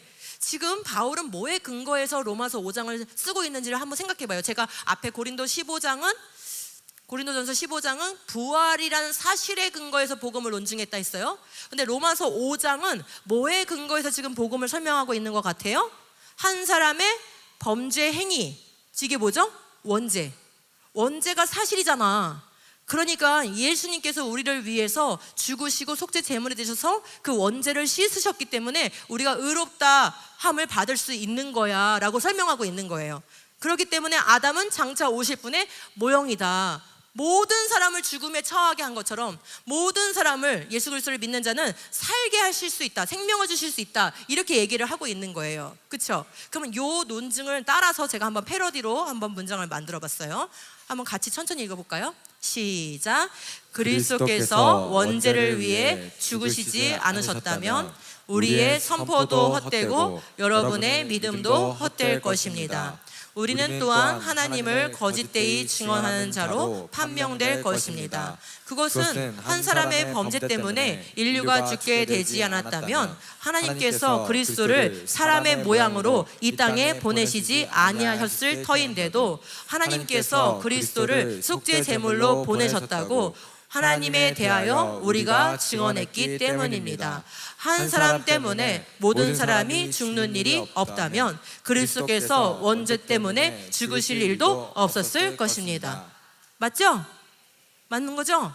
예. 그러면 한 사람 때문에 죄가 들어오고 죄 때문에 죽음이 들어오고 그래서 우리 모든 인류가 죽게 되었다라는 이것이 어때야 되는 거예요?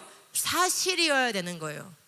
성경은 계속해서 복음을 우리한테 전하면서 원죄가 사실이고 그 한 사람, 첫사람이 사실이고 그의 번죄 때문에 우리가 죽게 되었고 그래서 너희는 구원이 필요하게 된 거고 그래서 내가 예수님을, 하나님의 아들을 이 땅에 사람 아담으로 보낸 거야 라고 계속 말씀하고 있는 거예요. 근데 우리가 이 아담이 사실이 아니어도 된다 라고 이걸 무시하면 돼요, 안 돼요? 우리 복음을 그거는 폄훼하는 거예요. 성경이 가르치는 복음을 우리가 가볍게 여기고 무시하게 되는 거예요. 우리는 복음을 믿고 복음에 대해서 열정을 가지고 또 뜨겁게 복음을 전파하면서도 항상 어디로 돌아와야 될까요? 내가 전하는 내용과 전하는 방식까지도, 그죠? 전하는 내용도 중요하고 방식도 중요합니다. 그 무엇도 성경적이지 않은 것은 항상 버릴 줄 알아야 되는 거예요. 그래서 복음을 논증하고 설명하고 전파하는 이 내용과 방식까지도 다시 돌아와서 열심히 하다가도 어떻게 해야 돼요? 다시 돌아와서 뭐랑 다시 비춰봐야 돼요? 내가 지금 성경이 가르치는 대로 가르치고 있는가? 성경이 말하는 대로 선포하고 있는가? 성경이 알려준 방식대로 논증하고 있는가? 그죠?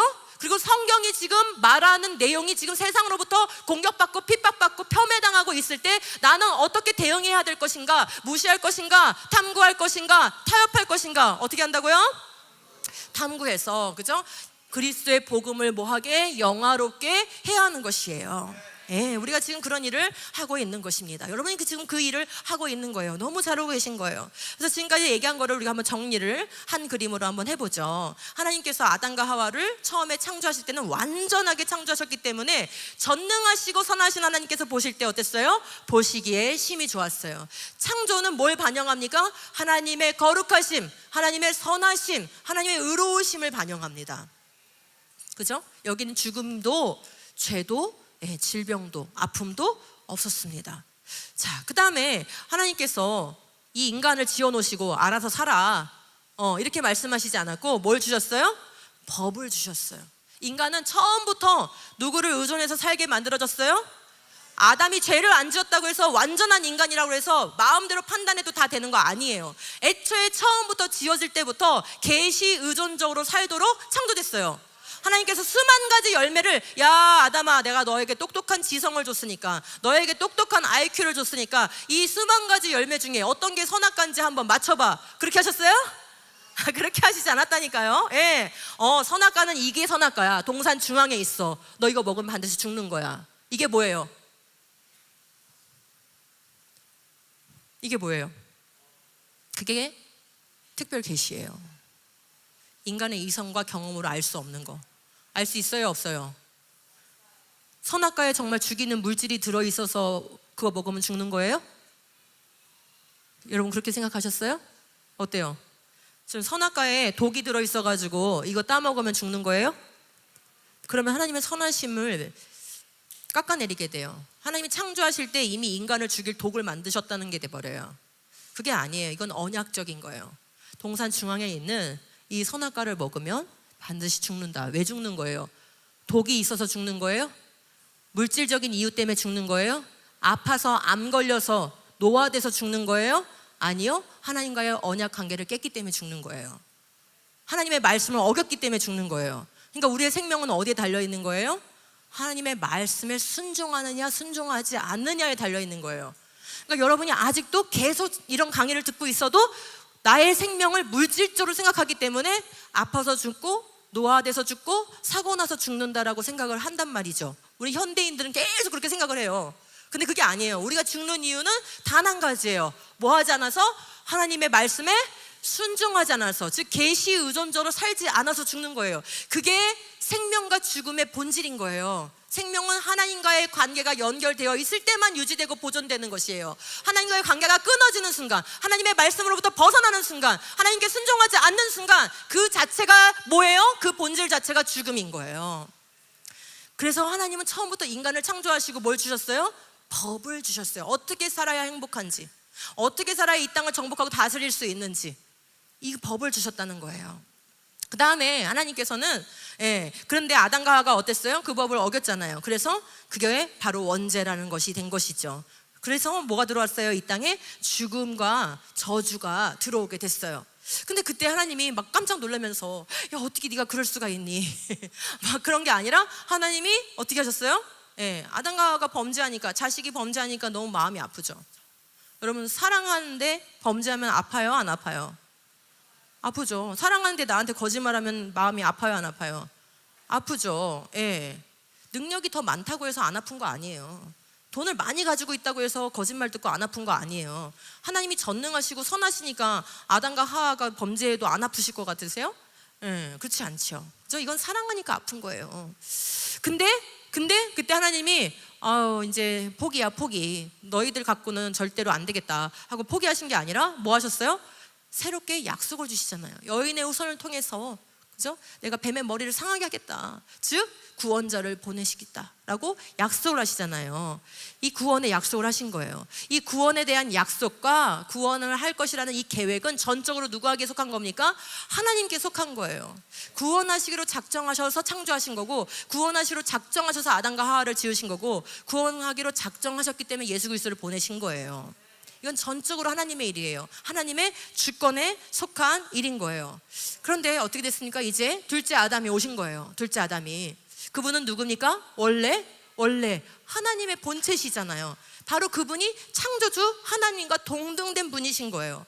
그 완전한 창조를 하나님과 함께 행하셨던 바로 그분이 인간의 몸 아담이 되셔서 오신 거예요. 근데 오셔서 첫 번째 아담은 하나님의 법을 어떻게 했어요? 무시했어요. 그런데 이 둘째 아담은 어떻게 했어요? 완전한 순종을 한 거예요. 완전한 순종. 하나님의 공의의 기준을 만족시키는 완전한 순종을 하셨어요. 그래서 죄 없는 몸으로 뭐 했어요? 대속 제물이 됐어요. 그렇기 때문에 이제 나의 죄가, 아담의 원죄가 예수 그리스도께 전가되고 예수님이 그 죄값을 치르심으로써 이제 더 이상 그 죄값을 물지 않아도 되는 그러한 상태가 된 거예요. 그리고 나서 이제 예수님이 어떻게 해요? 이 모든 약속을, 이 구원에 대한 모든 약속을, 하나님이 구원을 계획하시고 약속하셨는데 이 모든 약속을 성취하세요. 그리고 다시 오실 때는 이 구원의 약속하신 것을 정말로 완성하셔가지고 영원한 하나님의 나라가 펼쳐지게 될 거예요. 영원히 그리스도가 다스리시는 하나님의 나라가 임재하게 되는 것이에요. 이게 바로 두 아담에 걸린 문제입니다. 이렇게 정리하고 나니까 어떻습니까? 성경은 결국 무슨 역사예요? 두 아담의 역사인 거예요. 그래서 첫사람 아담에 대해서 우리가 어떻게 정리하고 있느냐가, 둘째 아담이 하신 일을 맞다고 지지하기도 하고, 그 다음에 틀리다고 왜곡시킬 수도 있는 거예요. 제가 무슨 말인지 이해하시죠? 첫사람 아담에 대한 지식이 거짓말로 바뀌면 둘째 아담이 하신 일이 다 무효화되거나 왜곡이 되게 되어 있어요. 그래서 첫사람 아담에 대한 바른 성경적인 지식을 갖추는 게 둘째 아담이 하신 이, 우리를 위해서 하신 이 구원의 놀라운 언약을 성취를 하신 이 모든 내용이 성경대로 보존되게 하는 길인 거예요. 그래서 이 시대에 이 예수 그리스도를 공격하지 않는 것처럼 하면서 첫사람 아담을 공격하는데, 사실은 그거는 둘째 아담이신 예수님을 공격하는 것과 똑같다라는 것을 우리가 인식하면은 이런 문제를 우리가 분별할 수 있어요. 같이 읽겠습니다. 시작. 썩을 이 몸이 썩지 않을 것을 입고 죽을 이 몸이 죽지 않을 것을 입을 그때에 이렇게 기록한 성경 말씀이 이루어질 것입니다. 죽음이 삼키고서 승리를 얻었다. 이게 어떤 지점이에요? 모든 구원에 대한 약속이 완성되는 지점이에요. 그때는 뭐가 멸망당합니까? 죽음 자체가 멸망당하게 될 것입니다. 아멘. 우리를 속박하고 있었던 모든 악한 권세가 다 무너지게 될 것입니다. 같이 읽습니다. 시작. 하나님의 모든 약속은 그리스도 안에서 예가 됩니다. 그러므로 그리스도로 말미암아 우리는 아멘 하면서 하나님께 영광을 돌리는 것입니다. 아멘. 이 마지막 말씀에서 제가 여러분에게 좀 도전을 드리고 싶습니다. 예수님은 하나님께 뭐만 하셨어요? 예만 하셨어요. 예만. 하나님이 너 인간의 몸으로 가라. 예. 십자가에서 죽어라. 예. 12명의 제자를 만들어라. 예. 가룟 유다가 배반할 것이다. 예. 다 예수님은 하나님이 하라고 한 대로만 행하신다고 말씀하셨죠? 요한복음에서 그렇게 말씀하셨어요. 그러니까 뭐 하셨어요? 하나님이 하라는 대로만 하시려면 뭐가 필요해요? 뭐가 필요해요? 와, 답이 안 나오는 거 보니까 아직 잘 모르시네. 한적한 곳에 가셔서 뭐 하셨어요? 그렇죠. 인간의 몸으로 오셨기 때문에 예수님도 완전한 인간이신 거예요. 그 완전한 인간인데, 여러분들처럼 인간인데 하나님의 뜻을 완벽하게 행하려면 어때야 돼? 하나님의 음성에 항상 귀를 기울여야 될 거 아니에요. 그 뭐예요? 그게 기도해야죠. 또 말씀을 통해서 그 말씀으로 모든 생각을 다 복종시켜야 되는 것이죠. 그렇게 해야만 뭐가 되는 거예요? 하나님의 모든 약속이 그리스도 안에서 예가 되는 거예요. 그러니까 우리가 하나님의 뜻을 온전히 이루고 싶으면 어떻게 해야 돼요? 하나님이 뭐라고 말씀하실 때마다 우리는 뭐 하면서 아멘 해야 뭐가 된다고요? 하나님께 영광이 된다니까요. 여러분이 생각하는 대로 살면 하나님께 영광 절대 안 돼요. 여러분은 그게 좋게 느껴지지만 그게 결국은 10년, 20년 지나면은 아, 이거 망하는 길이었구나. 내 지혜로 살면은 잘 될 것 같았는데 그게 아니구나. 그걸 그때 가서 안다니까요. 인간이 하나님께 영광을 돌릴 수 있는 유일한 방법은 뭐예요? 뭐 하는 거예요? 아멘 하는 거예요. 순종하는 거예요. 그게 첫사람 아담도 순종해야만 살 수 있었고요. 생명을 보존할 수 있었고요. 예수 그리스도 안에 완전한 순종의 모범을 보이신 그리스도 안에 우리가 들어갔잖아요. 근데 그 완전한 순종하신 예수님 안에 들어가가지고 계속 불순종하면은 맞는 거예요, 틀린 거예요?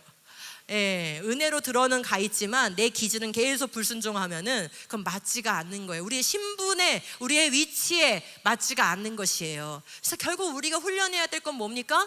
하나님 말씀에 순종하는 거예요. 주님의 음성에 귀 기울이는 거예요. 그분이 하라는 대로 하면 되는 거예요. 내 감정이 앞서지 않도록, 내 판단이 앞서지 않도록, 내 경험이 앞서지 않도록. 그죠? 예, 그것만이 우리가 살 길이고 그것만이 하나님께 영광을 돌리는 길임을 결단하시기 바랍니다.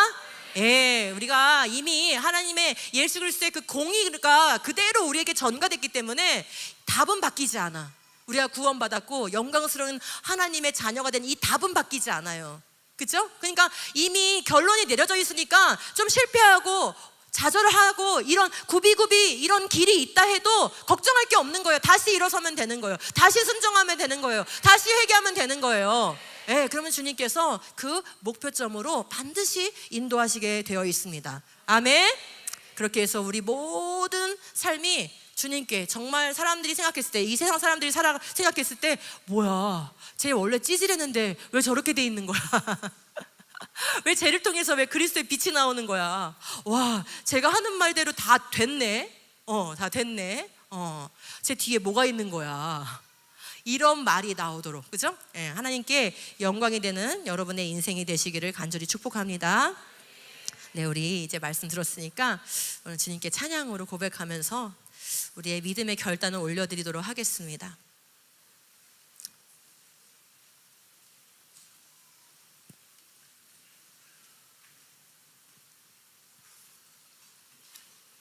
이 시간 우리가 우리 주님의 공의를 높여드리고 싶습니다.